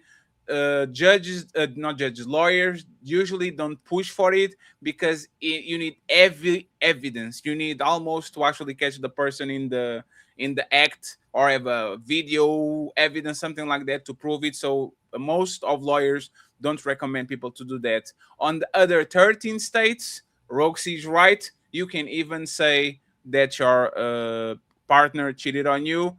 You only have to put irreconcilable differences, and you can understand if there was cheating or not involved. So both of y'all are partially right. Okay, on the super chat side, and now we're going to start to do the Q&A. So let me put the clock rolling. Okay, we have upside down. It says they want to be king because they want to be in control. Thank you very much. I appreciate you. We have Mr. Willie saying women don't want the responsibility of being king. They just want the king's power, the responsibility of a child while having the privilege of a woman. Thank you very much, Willie. Hope you have fun on the UFC fight. We have the lie detector saying rogue would be incorrect because in the workplace with these new alternative identities, a boss has to just be a boss unless you know their pronouns. Thank you very much, lie detector. Willie says Melanin just bring up body positivity. And we have Mamir Todd saying, so Rogue C is implying that most men are paying bills, therefore they are in sexless marriages. She sounds crazy, shaking my head. I never implied that. We have the lie detector saying, nope, because what if the female president wanted to be he, she, them, they, or madam? It further disrupts the average man-woman debate you're having. And we have the infamous tyrannies in the building saying, debate over, Rogue C won. She said Rogue C already won. Yeah. Finish him. And thank you very much, Frieza, for the first 5 untouchable memberships. Got untouchable empire, baby. I appreciate you, sir. Thank you so much, friends. We need more 10 memberships. Make sure we get to the goals quick so we can move to the hamburger fund. Okay, Tilgy, Rogue needs to invest in a warehouse tank. No, she doesn't. We are on the same team. No AC gang. No AC gang. Go ahead and follow Melanin Legacy. Once again, the link is at the top. Go follow Rogue C. Go follow Rogue C. The link is at the top to make sure that you subscribe to them. Okay. Let me read this $10 and up. Let's see if there are questions or not. Why does she keep saying men's laws when women can vote and have the same rights as men? Please, can you answer that, Roxy? Why does she keep saying men's laws when women can vote and have the same right as men?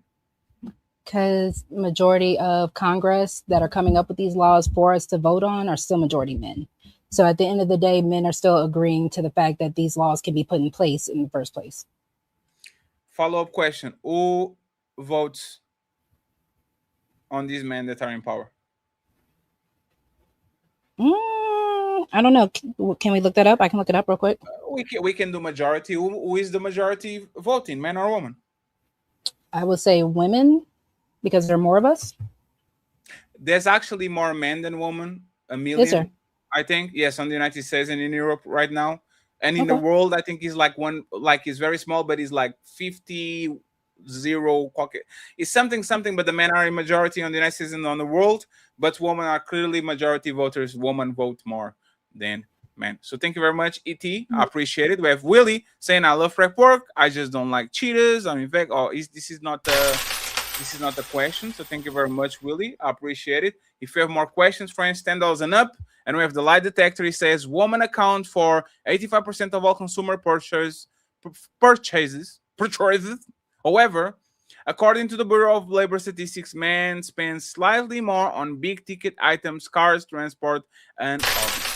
Thank you very much for the fact check, ladies. Are y'all ready for fatty? Are y'all ready for Fetty. Fetty has a lot of questions Oh for boy. y'all. Oh jeez. Let's But go. wait, there's more. Hang on to your seat, baby, cause this one's a screamer. The untouchable empire, baby.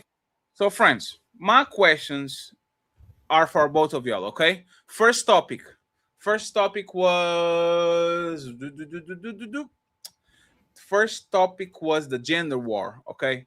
Who women benefit more from the gender war? Question for both of y'all, starting with Melanin. And friends, y'all can do final thoughts before I open the show, okay? Y'all can do final thoughts before I open the link for the people. So we have 25 minutes plus final thoughts.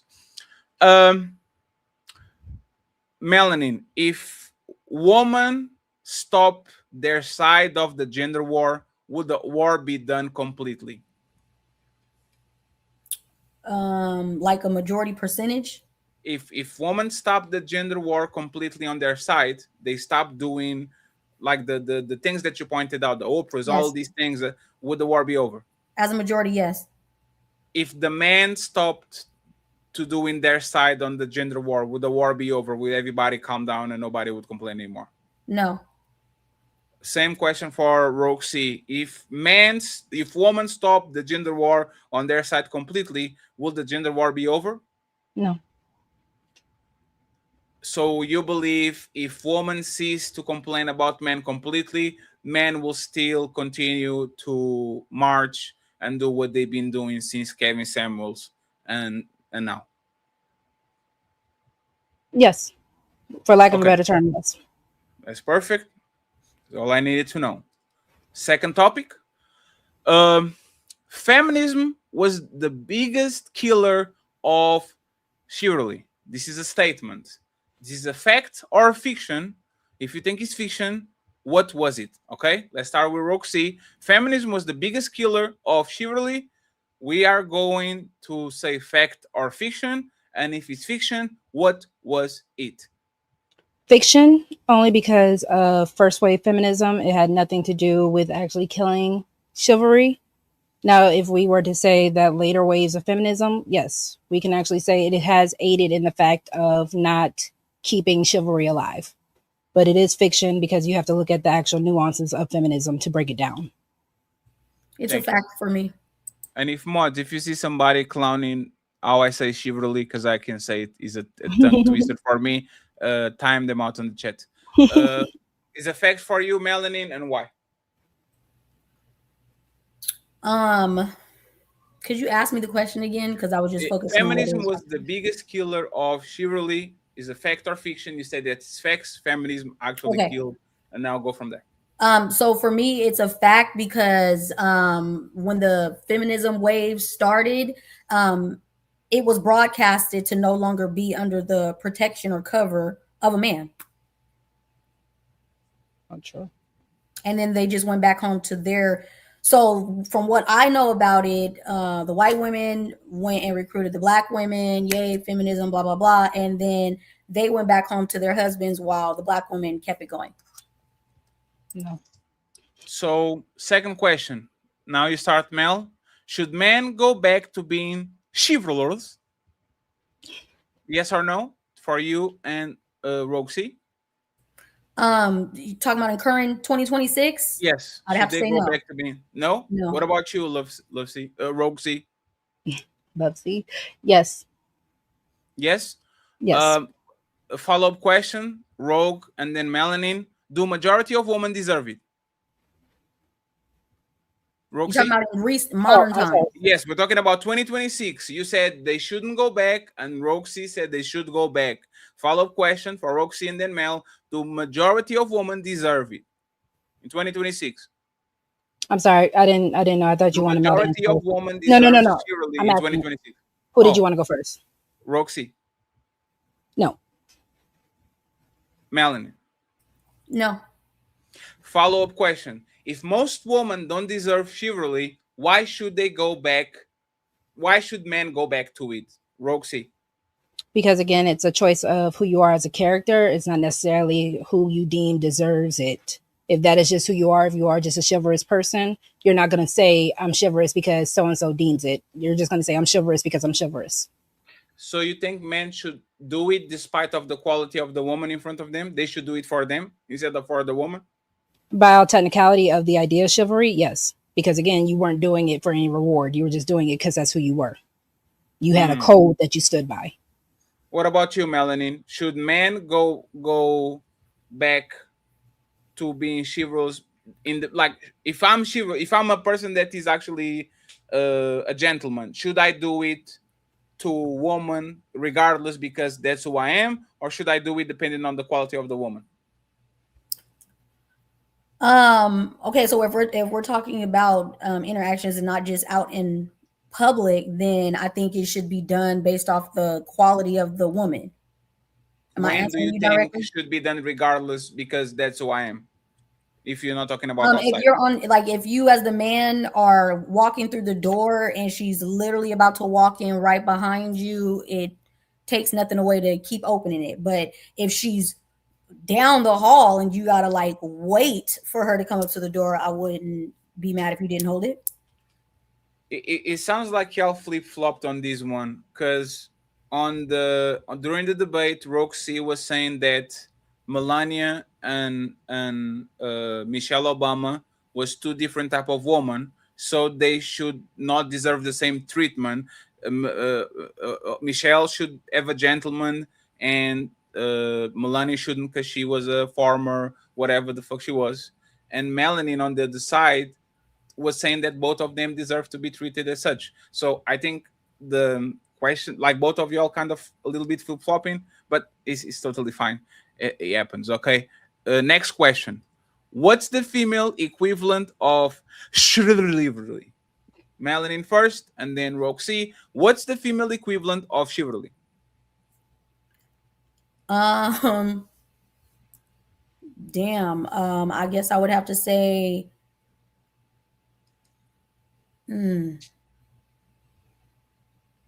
intimacy without having to ask. So giving pussy. Mm-hmm.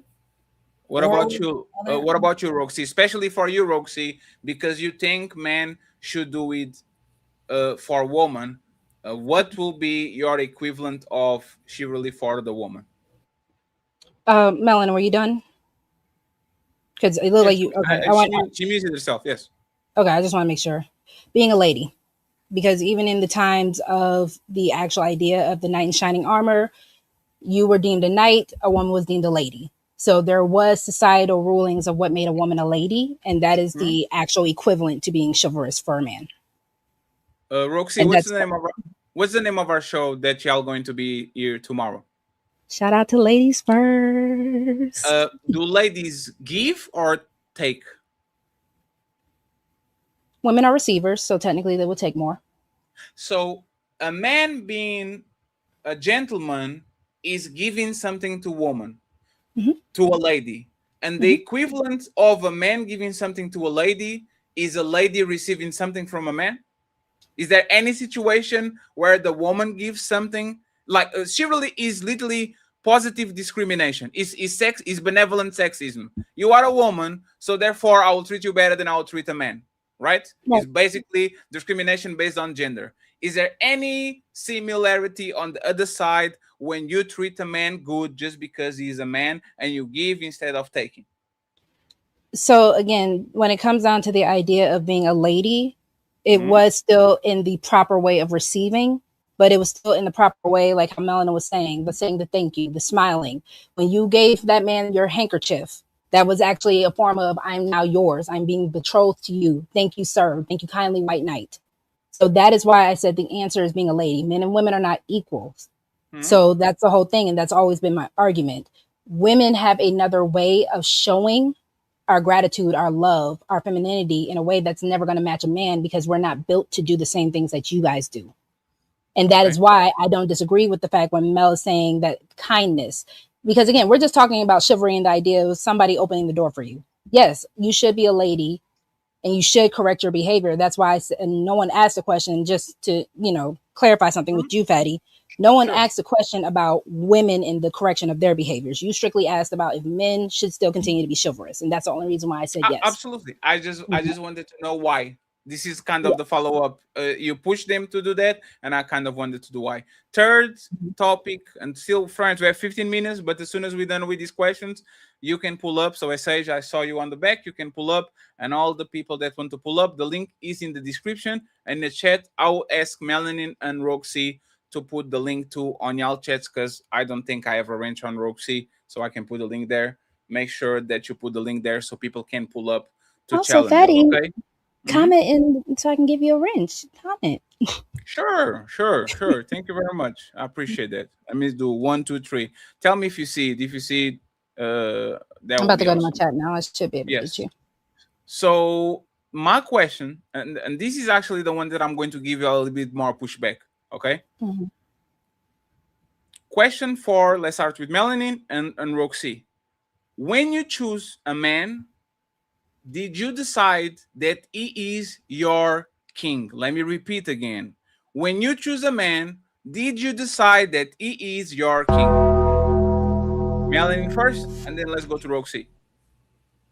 I would have to say I went to my dad for the approval. Clarify that, because I don't think you're answering the question. So if I liked him, I didn't do it correctly how I should have from jump, but if I liked him, I would take him to my father for approval. Let me repeat the question again. When you choose a man, you decided that he is your king. When you chose him, when you said, this is my boyfriend, this is my husband, this is my fiance, this is my person, did you automatically decided that he is your king? Do you agree with this statement or disagree with it? I agree. And why? Because I feel like you're supposed to be led by men. So if you're picking him as your partner and you're giving him your body, yeah, that's what he would be. Roxy, same question for you. When you pick a man, did you automatically decide that he is your king? Yes. You're going to get in trouble, Roxy. Why? Because the same reasons as Melanin, I agree. If you are the man that I am picking, and yes, you are the leader of the household, you are the leader of the overall of our situation, then yeah, you're my king. So why are women complaining about man not leading when they literally chose a man that doesn't lead? Why are you picking a king with no crown?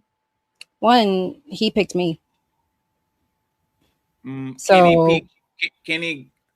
So on the savannah, the lion can pick the gazelle without the gazelle picking the lion. In real life, can the man get the woman without the woman slowing down to get grabbed by the man?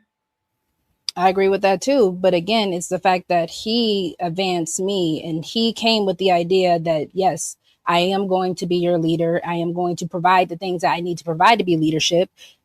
And then if he ups and decides to either stop doing so or he was not capable of doing so, at that point, you showed me your representative and you showed me the things that I want to see, knowing that I would choose you based on those things. So again, that's the whole point. Leaders need to understand that if you are a true leader, unfortunately, majority of the blame is also yours to begin with because you chose to be that leader. Sure. So question for you now, and then Melanin. If a woman is more competent than their man, what's the problem with her being the king? Let me repeat it again. If a woman is more competent than her man, what's the problem with her being the king? Roxy and then Melanie. Because I do agree with Mel, a woman can't be a king, but yes, a woman can still also have a role in the parts of where the man is lacking. I don't necessarily deem that making her a king, though. What's the problem with that? There's no problem with it. If she fills in the gaps better, that's how it's supposed to go. Things you can't do, I will. So there's no problem with having woman kings. Again, she's not a king. If anything, she's a queen. But she's not a king. A king is a masculine term. Why? No, the king means I'm the end all be all. I'm the And I we have wouldn't the need the last term say. queen. I have the last say. I'm in charge. No, because queens can do that too. In the monarchies that did have queens where there was no king, yes, she still ruled as such, and she filled in that gap. Sure. Queen Elizabeth, because her husband died, filled in Because that gap. but when her husband is there, who is the king? Who is in charge? He is. So But can a she's woman? still. Mhm. Let me clarify this. Are you okay with women being in charge of relationships, especially if they are competent? If the man is okay with it, yeah. So you are okay with women leading relationships if they are more competent than their men? Yeah. What about you, Melanie? No, I think she should want to be with someone that either is equal or more competent than her. And then if she finds herself in love with someone that she doesn't feel is competent, then you teach him, or not teach him, but speak towards what would help him be a better version of what you desire. Is that So not you her have a problem still? with the woman that is more competent than a man? Because you did the shoot, right? She should pick a man that is more competent than her. But Mhm. sometimes love doesn't choose. We sometimes fall in love with people that are dumber than us, less Yeah. competent than us, a little bit more lazy than us. Would you have a problem with the woman that truly loves her man to take charges of the relationship because she's just more competent than him? Would you have a problem with that, Melanie? Yeah, because I just feel like a man is meant to be in a leadership role in the relationship. So even if you're more competent, you should want to elevate him to where he should be, to where he's leading it. Okay, thank you very much. I have two more questions. Do women want the responsibilities of being the king? Do women want the responsibilities of being the king? Melanin first, and then Roxy. In this generation, yes, I think the women got a taste of freedom, and they don't want to go back to being under a man's guidance or rule. So you think they want the responsibilities that come with being the king? Oh, like everything it entails? Absolutely. You have the powers No, of the king, but you have the no, responsibilities of the king. no. I think it's selective. I think they only want to pick out what they enjoy. I don't think women want to be the protectors, the providers. I don't think women want to lay down their life for their partner or their children. I don't. Roxy, the woman want the responsibilities of being the king. No. Why do you say that? Because even if women are in these roles of things that they need to do for survival, they don't want to. We can literally look at the whole soft girl era movement that is happening. A lot of women are wanting men to take on the masculine role of masculinity. But unfortunately, if we don't have majority of them doing that or signing up for it or even marrying these women, then yeah, they have to take on these roles. But most of these women are still saying, I want to be in my femininity and my soft life.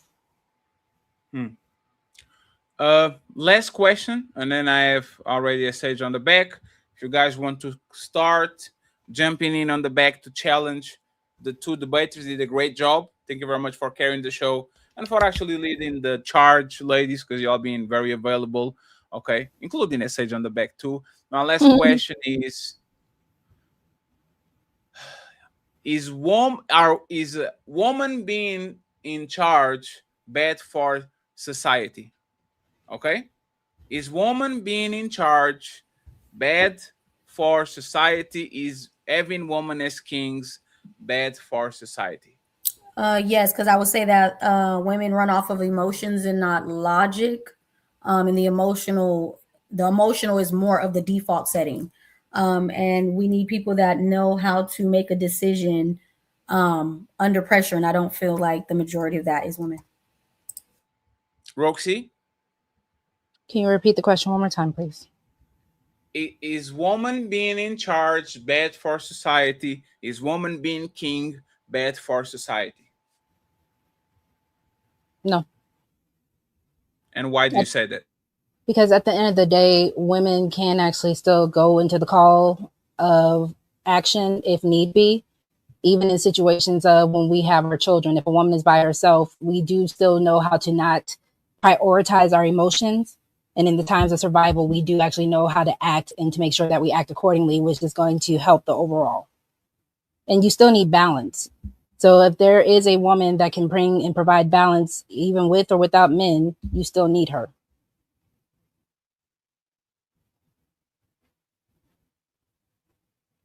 You're muted, Fatty. Thank you. That's perfect. Ladies, before we close the debate, final thoughts. Melanin went first, so Rogue C, final thoughts before we open it to the challengers. Melanin, final thoughts before we open to the challengers. Great job, ladies. Great job. Awesome job, Mel. So, of course, this was a great debate. It was fun. I do like to make sure that prep work is there. So at the end of the day, when it comes down to the idea of all these topics, my strongest argument was the fact that women are not a monolith, and the fact that in situations where women are to actually gain benefits, we are going to. But the same reasoning of why men would, because at the end of the day, everybody just wants to survive. Okay. I don't have many final thoughts, Rosie. Great debate. I don't have any problem with any notes or any research. It's just more my style to kind of like go off the brain of what's being presented. But I enjoyed myself, Fatty, as usual. Great production. Thank you for all the artwork, all the music, for the Saturday entertainment. It's been a great time. Thank you very much, ladies. I appreciate the kind words. Like I said, next week, Saturday, I'm going to celebrate my birthday. And after that, I will start. The morning show is up, friends. The Saturday is reserved to Saturday Smackdown. And I'm finally going full-time on YouTube. We are going to have 4 or 5 pre-recorded videos per day. So this is a marathon. Fatty, what we celebrating? On Saturday? What year? What year are you? How old are you turning? 37. Okay, 37. We're going to turn up. Yes, I'm a man. Yes, I'm going to the strip club and I'm going to spend your money on that shit. So every money you send me that day is going for my strip club fund. I went to the strip club once. I will go 2 times in honor of my friend Theo. Okay, so friends, let me read these 2 super chats. Phil G, grab 3 traditional women and 3 modern women. No males besides the host ladies. First, I appreciate it. And finally, the lie detector says she will eventually look towards a more confident man. If she cheats, it won't be with another less confident one. She is second. Okay, so friends, open panel starts now. Okay. We need 8 members on the membership goal, and we need $150 on the Cash App goal. So please support the Hamburger Fund. I would truly appreciate the love. Okay, thank you very much, and let's close this debate and open the panel. Bounties are up $50 and up. Okay, friends, to kick somebody off the show. Melanin and Rogue C. Sorry, Love C. It's your fault. Rogue C. Either is fine. Okay. They are protected. You can kick them out. You can keep them out. There's no all other people, $50 and up. So y'all don't just try to be funny, okay? Let's go ahead. 10 minutes for every challenge. Let's open the panel. The panel is now open. The wait is over. The gates are open. All who seek the panel, enter now.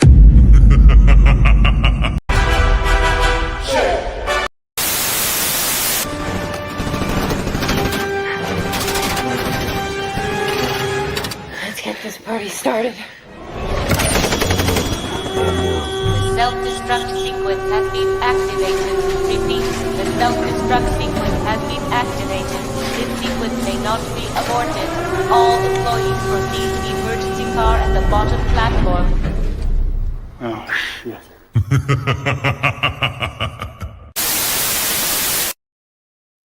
And thank you very much, Mr. Brian Ross.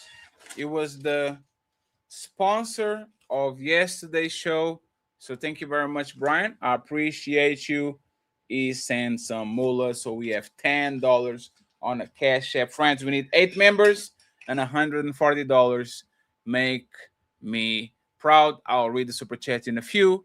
So welcome to the show, Miss SH. Okay, Miss SH, who do you want to challenge? First, hello everybody. How you doing, Melanin? I got a challenge for you. So we are going to have SH versus Melanin. Roxy comes down here with me. Okay. It's time to do. So SH, tell me what is our disagreement. We have 10 minutes, but it's conditional, okay, friends?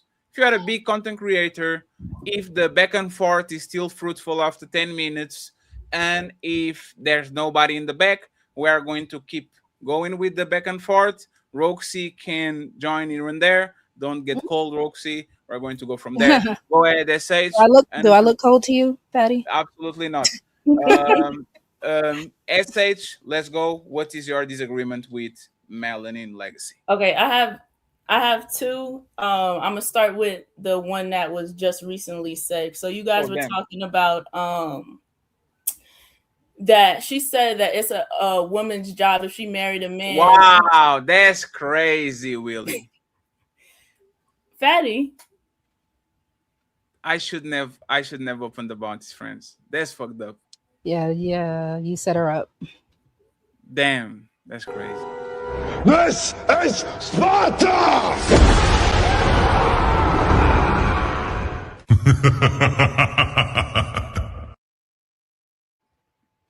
That's crazy.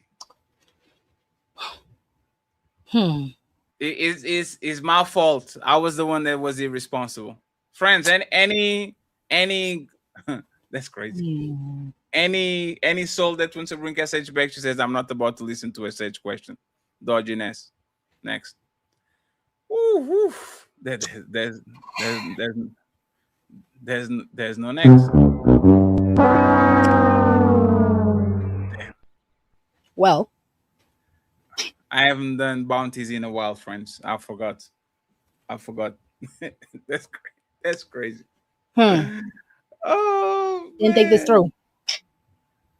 Hey, yo. No, it's not that I didn't think this sniper. through. That was crazy. Yeah, it's because usually people at least let people get their feet wet. I thought Willie was already inside of the arena. Mr. Crisco says Mel was wearing the answer on her shirt. The equivalent to chivalry is kindness. Thank you very much. And we have the lie detector says the man, woman criticizing were mostly under the leadership of a woman king. It was his mama under her monarch. Friends, we're going to hold these for more 5 minutes. And if nobody saves their sage or come back, we close this show and we go get some popcorn and watch the House of Dragons episode 3. The lie detector. Leadership accepts no excuses at all for failure. So if men are bad leaders and majority of the homes are run by women, there's no excuses for weakness. ASH, if they don't save you, I owe you Happy Meal, at least a Happy Meal.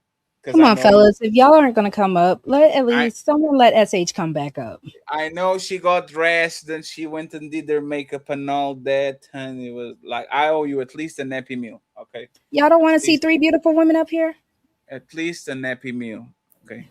All of y'all ugly, by the way. I mean, I just want, me personally, I just want some honest pushback. They got called out because they're a part of the feminism, sisterhood bullshit.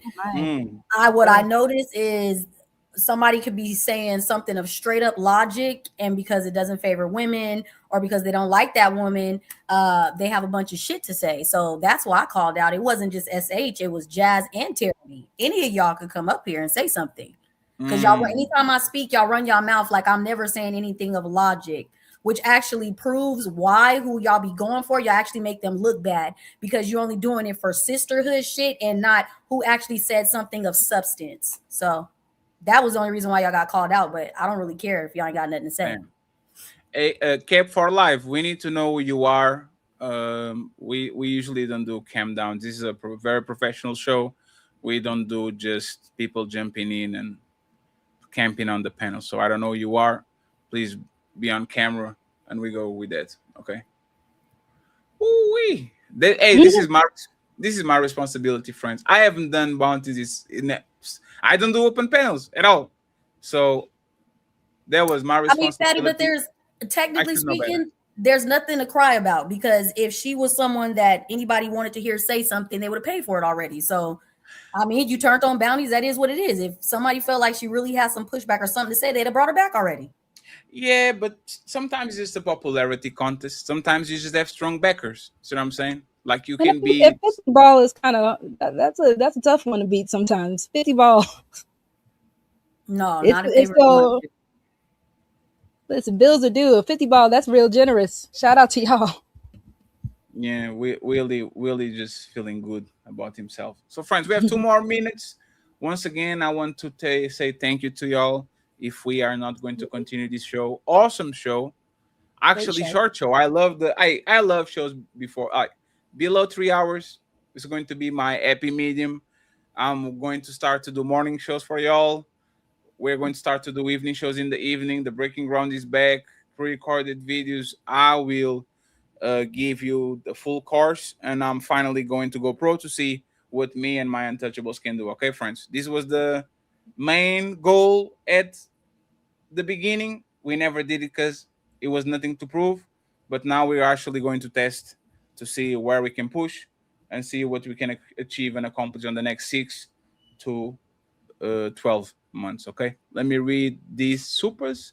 We have the Light Detector and Jazz Man is weak. No, can't be doing that. Can't be doing that. Damn, bro. See, where are them girl bosses? Shit, you been protecting them whole stream. Girl bosses ain't nobody. None of these hard-working leaders, king bitches got what? That's crazy. Apparently, Rogue C can't afford a fan. So, yes. Seriously, great debate. I think this is the first debate where it didn't get hot and heavy. I enjoyed it. It felt more like a conversation. So, thank you. It's nice. Absolutely. And it's nice when, it's only a certain number, a chef and a couple of sous chefs, not too many stirring the pot. So things don't really get conflated. We get to listen to each other more. So it was a good time. I don't feel like me and Mel have any bad blood. So we can really just listen to what each other, even if we don't disagree, even if we don't agree with each other, we can still have a good conversation. And I think that's really just nice to have for learning purposes as well.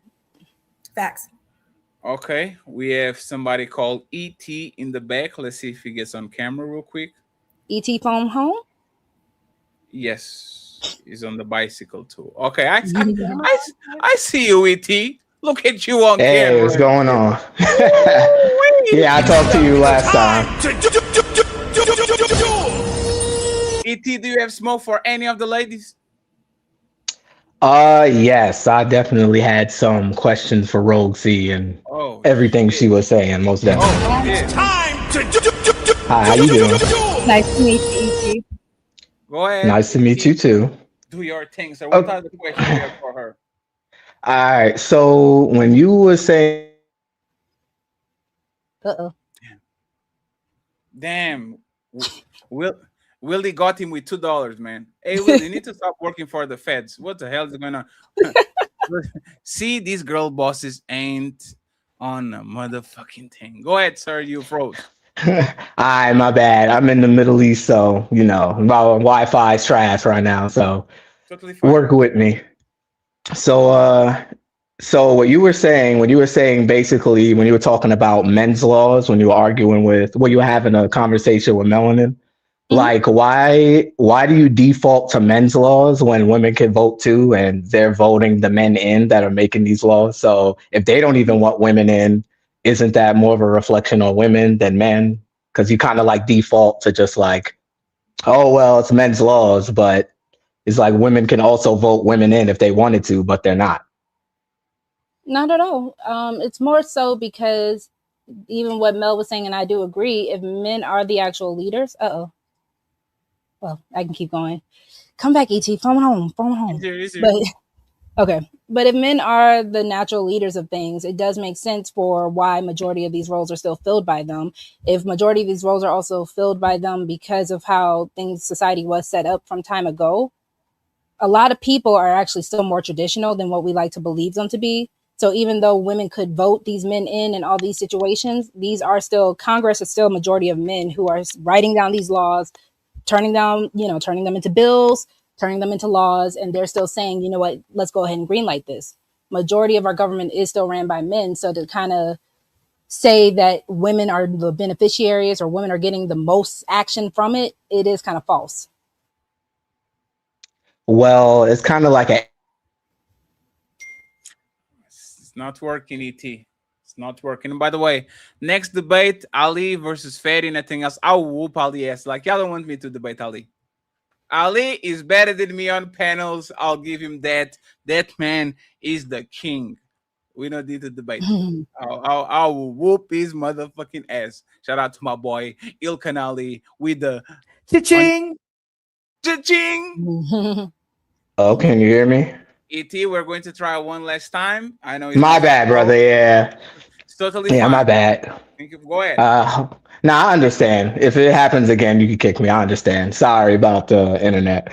But it's kind of like an apex fallacy because just because majority of them are men doesn't reflect around majority of the population being men. That's just like saying just because the president's a man, then it's all men's fault just because he's a man. Like, yes, it happens to be that men are in power because for biological differences, there's many different reasons why men are in power, but you can't really just cop out and just say, oh, well, it's men's laws when majority of men have no power and majority of men don't have a say on what happens in the country. It's just like a top echelon of men that are basically making all the rules. And then you're just making a blanket statement saying, well, it's a men's this, it's men's that. Sorry, I'm trying to stop all these notifications. So that's no problem. No, thank you. Thank you for your patience. So Fatty did also say that it is majority of men, especially in the United States. And again, with that being said, this is not to, say anything other than the actual fact is, yes, men are the ones who are putting these laws into place. So even the men who are agreeing and saying, yes, feminist rules should happen, they're the ones who said that it was okay. So instead of blaming women, I'm just saying it's not just women's blame to hold. If you do want somebody to ask, it would be the government. And if men also feel, because Fatty did also enlighten me, majority of men aren't the ones voting, but you guys are majority of the population. So there does seem to be some type of issue in that case, because if men wanted other outcomes, you guys could technically beat us. But it doesn't seem like you do. It doesn't seem like men want other outcomes, honestly. No, that's not my argument. My argument was that you were saying... One second. Oh, go ahead. Because you are technically right and wrong at the same time, okay? There's more men than women. Yes. In overall numbers, but because men are overly incarcerated, men lose their rights if they don't report for draft. There's a bunch of situations that make actually men the minority when it comes to overall voting. So even though there's more men, is very like the things, the age, because women live longer. There's more kids that are men than are women, because women usually live longer than all. There's more actually voting base that is female than male, even though there's overall more men than women. Can I hit something you just said real quick, Fatty? And then ET, Yes, I'm gonna let you have it real quick. Absolutely. Because my only issue is who collectively, either A, whose laws are collectively incarcerating these men, and B, who is collectively incarcerating these men. See, and then it's just back to the blanket statements of it's all men again. Is what I'm saying. Where it's just like most men don't have the power to change all of that. Like, like you're talking about like the top 10% when the bottom 90% are the ones dying, ditch digging, just, cannon fodder. And then you're lumping us all together with those top ones that are making all the laws and controlling everything. Because can I ask something real quick? Go for it. Is there anything that woman got on the last 50 years that is thanks to woman, or is all of this is thanks to men? Safe society thanks to men, growing grapes thanks to men, the childbirth thanks to men. Like everything is thanks to men because men are the ones passing the rules and doing this. Yes, and that I'm happy you said that because that was going to be the next thing I said. When it comes on to leadership, unfortunately, I am seeing, and then I'm going to hit what you said, ET, as well. That's okay. But when it comes on to what you just said, Patty, when it comes on to leadership, a lot of times leaders want the praise, but they don't want the boos. And again, the beautiful thing about being a leader and the beautiful thing of why, as a woman, I don't want to be a leader, I don't want the blame that comes with being a leader. When you are a leader, whether you're right, wrong, every good you're going to get comes with every bad that comes with it. And that is also something you have to bear on your shoulders. If you win a war, you still have to bear the... So according to you, women get no credit because men are the leaders, right? It's not If about the kids, that. if the kids are raised well, the dad is the credit because he's the leader. If the country is the safest, the men are the leaders. If the economy good, men are the leaders. If the like everything good in society goes to men because men are the leaders. So you take completely a woman out of the scope of merit and awards because the men are the leaders. So you put it on men. So it's a matter of when it comes down to the roles, the reason why you give mothers if the kids do turn out well, you give mothers that grace is because collectively it is the mothers that are in the household. So if we're talking about society, yes, majority of the good things that happen in society, you can still say, yes, men, thank you. You can say that. But again, it is but what Fatty's saying, but what Fatty's asking is that since you're giving all the onus on men, that means anything that women accomplish, you would have to attribute that to men as well. That's what he's saying. So women basically get no credit, even if they do something good, because men are in charge. So then they don't get any downside and they don't get any upside. It's just all men. That's basically what he's asking. I mean, for the most part, a lot of the complaints are coming for the fact that men will blame women. So I don't really hear men even saying any good things about it. So I would actually say, yeah, if we're looking at a collective. What do you mean by men blaming women? In most case scenarios, everything that we're hearing is complaints about women. Women spend frivolously, even though women are the reasons why the economy is flourishing to this capacity. Women want to be girl bosses, but when men went to war, women were the ones that stood up and said, we got y'all. While y'all are at war, we got y'all. And then we hate the trickle down of society. Hold on. First off, there were still men here taking care of things when men went to war. Not all men went to war. Like, there was Yeah, but you're saying when men went to war, women took care of things. There were still men taking care of things. There was just men that left and men that stayed. I think more men stayed than men that left. I mean, millions of men have died in war, but there was more men that stayed than men that left. You're making it sound like all men left and that women just had to take care of everything. There was still men there doing stuff, especially rich men. They weren't going to get drafted at all. They would never see a draft letter if you were rich. Right, but so like I said, that the men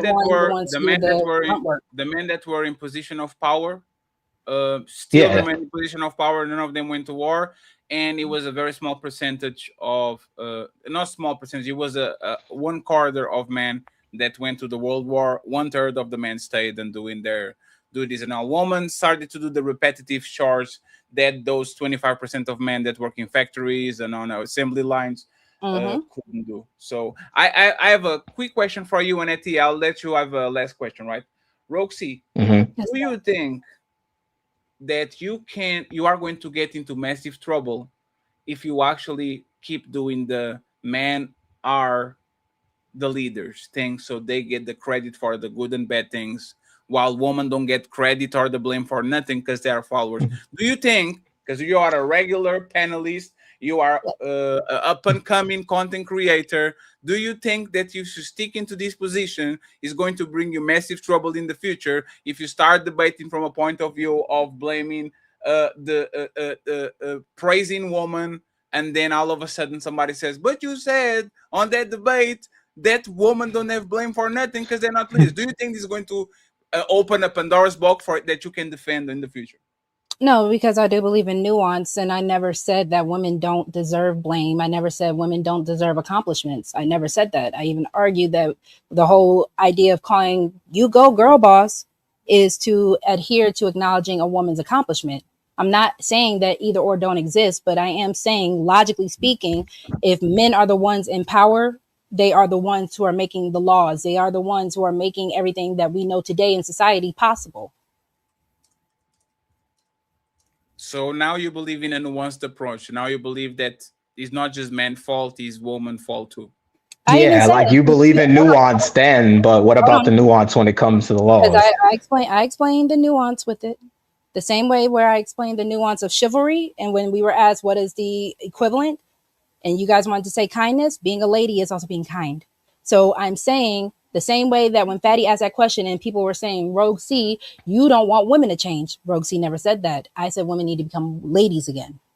So in the same breath, if I am saying that because majority of our leaders are men and not women, yes, the brunt of that goes to the men. Now, when we have more women leaders, if you have a woman boss and that company fails, yes, she is to blame at that because she is the leader of that company. If the household fails and if she's the leader of the household, then yes, she is to blame for that. So if Hillary Clinton or Kamala Harris or Ocasio-Cortez become the president of the United States, now you can start blaming women. No, you can blame that woman or you can blame those women. Yeah. If they fail at the job. Hold on. You just segregated yourself, Roxy. Hold on. Because So, okay. So let me say this. I don't like being redundant or saying things that I don't feel like I need to say, but I can break it down more if I need to. So the same way that ET, no, I'm just saying the way that ET was saying, if he wants to say that 10% of men that are in charge, I could say that. But at the end of the day, they're still men. So I'm going to say men. If you want me to name these men, they're still men. If Hillary Clinton or if Kamala Harris failed at the job, yes, you would blame Hillary Clinton. You would blame Kamala. If you want to blame the people who voted for her, you can also do that. But at the end there of are also women in that top 10%. So do you blame those women as well? It's not all exclusively men. There are women in Congress. There are women in power.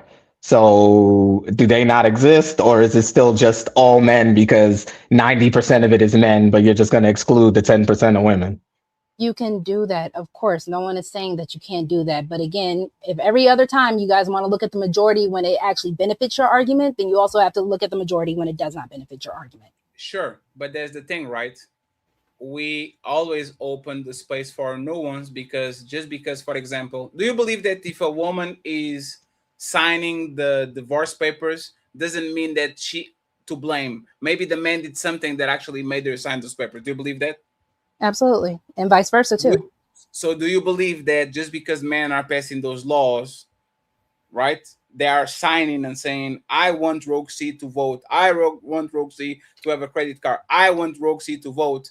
Do you think there's a massive impact from my brother, my sister, my mother, my daughter, the woman in my life, the woman in society? Do you think there's a massive pressure from that side of society, the woman that vote, as responsibility for me signing that bill? Yes, there is an influence. The same way, Fatty, you have an influence when you have the ladies for ladies first. There's most definitely an influence. But at the end of the day, if this is something that you're curating and this is something you're creating, guess what you could do? If you wanted to drop me and Melanin the same way they wanted to drop SH, who has the final say so? So yes, me and Melanin can influence certain situations. No doubt about that. But at the end of the day, it is either your choice as a man to allow our influence to make any type of impact on you where you make that choice or to not. Okay, so let me tell you why you checkmated yourself, right?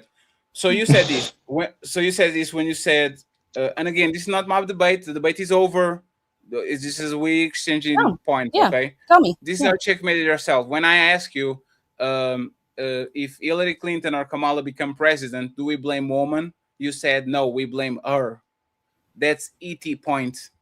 The men in power that pass these bills are 0.00001% of the most powerful men in the planet. They are clearly the minority of men. Like 99.99999% of men, they don't have this power. So if you don't extrapolate the blame on woman just because Theresa May or Angela Merkel or Kamala Harris are president because they don't represent all women, you can pick the very, very small percentage of 0.1% of men that are passing these laws when 99.99% of men weren't involved in this situation at all. They just followed the thingy like everybody else. For a fact, and this is kind of why history is important. In most countries in Europe and in the United States, in the West, most men couldn't vote either. When men started voting, women literally got the vote 10 years later. And it was just because taxing and property and all these things, the rules were not fair for men too. So women literally got the right to vote, the right to own things very shortly after men could able kind of to do it. So don't you think that's kind of a contradiction for you to isolate the blame if there's a woman in power, but when there's men in power, which is a very small percentage, you extrapolate this to the average population that never had the power to actually make those rules? Not at all, because again, I just didn't want to do the redundancy. Will I give more nuance? Yes. I'm sorry if more nuance comes because of the bias of being root for the home team, right? But I thought it would be more redundant to just keep saying those men. The same way that I said it's redundant to say man boss. It's redundant. But no, yes, you blame the specific leader at that situation and those that decided to follow the protocol of the leader. Those are usually the people that get blamed. So yes, you can even say white women got the right to vote, black men got the right to vote at around the same time, and white women, black men got it first, and then white women were like, hell no. So that's when they started rallying up black women. So the fact that we know history has these nuances, I think a lot of times when we're just having these conversations, and this is my fault as well for assuming, but I think a lot of people do this, we assume that another person knows what we're saying. So I will apologize for that. But as overall, no, I don't think I checkmated myself by just not saying those men. It's totally fine. This is my final question, and then close it out if nobody says VSH or nobody pulls up, right? In 2026, Roxy, knowing the state of man and woman, who leads relationships? If you saw an average couple in the street and you had to know who has their way and majority on that relationship, who picks the house, who picks the car, how it's decorated, where the kids go to school, who has sex, who doesn't have sex, what do we eat, where do we go, where do we spend our money, where do we go on vacation? If you had to actually tell us who runs relationships in 2026, would you say on average there's the average man or the average woman? Average woman. You think the average woman is in charge of relationships in 2026? Yes. Based off what you just described, yes. If you're saying who picked the house, who picks where the kids go, yes. So that kind of defeats your point. Because if they are the leaders, it's their fault. But again, I'm just going based off your definition. I wouldn't call that leadership. I would call that influence.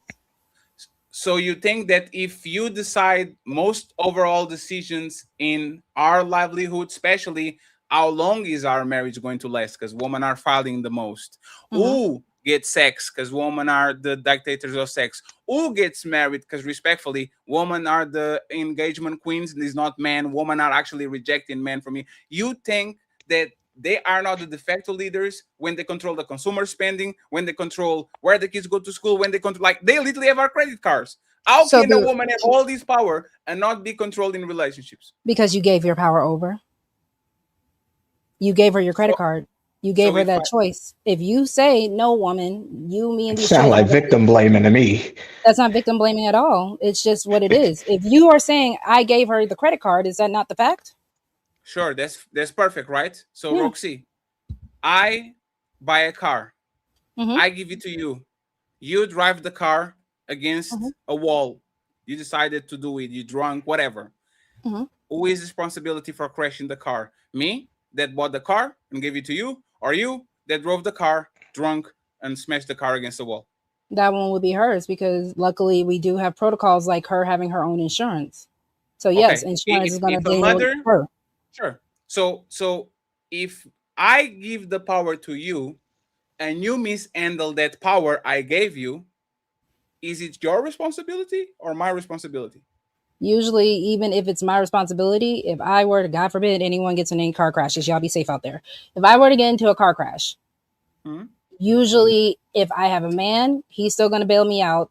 If I have my dad, anything like that, even though it's my fault, if you usually do have a man in your life, he is going to bail you out. Now, if you can agree or disagree, if you feel that's right or wrong, but no, most men still kind of take on the helm of the responsibility. I don't think Okay. that we can't disagree with that. So if men are in charge and they fuck up, it's their fault because they are the leaders.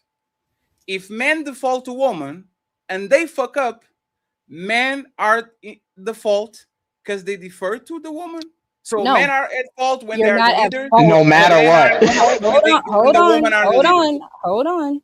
No, I just said that. If Roxy crashes the car, it's Roxy's fault. It's Kate. It's my fault, right? Mm-hmm. But usually, in most case scenarios, I have a father, I have a man.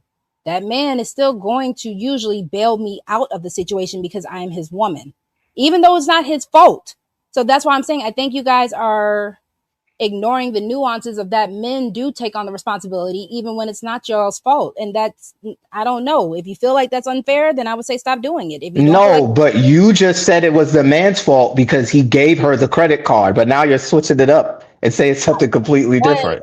I never said it was at fault. We were saying if the woman chooses the house or if the woman buys XYZ because you gave her the credit card, that's why it happened. I just explained why it happened. You are still technically the leader because you're the one giving the money. You're the one giving the power and the ownership of that choice. Sure. That's the whole point. But that will do a infinity pool because you gave me power too. You let me lead you. You gave me your coochie. You let me live with you. You let me procreate with you. Yes. You let me decide. Like so it's going. You are going to go in a loop because I have to concede to you and you have to concede to me, regardless of who has power or not. But at the end of the day, if I decided something and I made a mistake, is my responsibility. If you decide something and you made a mistake, is your responsibility. So to sum it up, if we believe that most women lead relationships in 2026 and the state of relationships is probably the worst that ever been, is the responsibility on the women that are leading the majority of relationships or on the men that are following this woman? Again, because y'all aren't going to like my nuance, so I'm just going to let you have it, Patty, because I just explained I appreciate. Don't answer. Plead the 50 exactly. Friend, this is not a part of the debate. It's not. That's why I'm just I'm going to let y'all rock with it. I think Roxy did a tremendous job. I think Melanin did a tremendous job.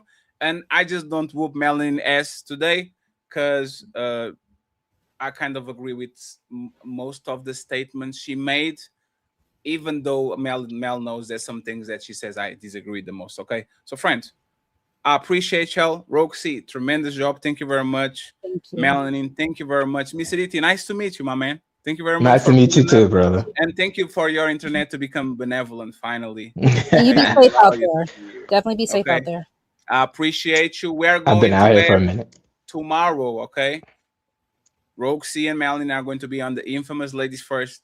I have a very special show tomorrow based on some things that was said over here. Okay, so friends, I'm going to kick you out of the show. Do you have final thoughts on anything you want to say in less than 15 seconds? Absolutely not. So I say goodbye to y'all. Well, show's over. Hope y'all enjoyed it. But nah, don't dip yet. We still got them final thoughts coming. Y'all really tore it up tonight, huh? But don't dip just yet. Let's hear them final words. Hey, that's it. Show's done. Now shut the fuck up and let the panelists speak. It's time for final thoughts.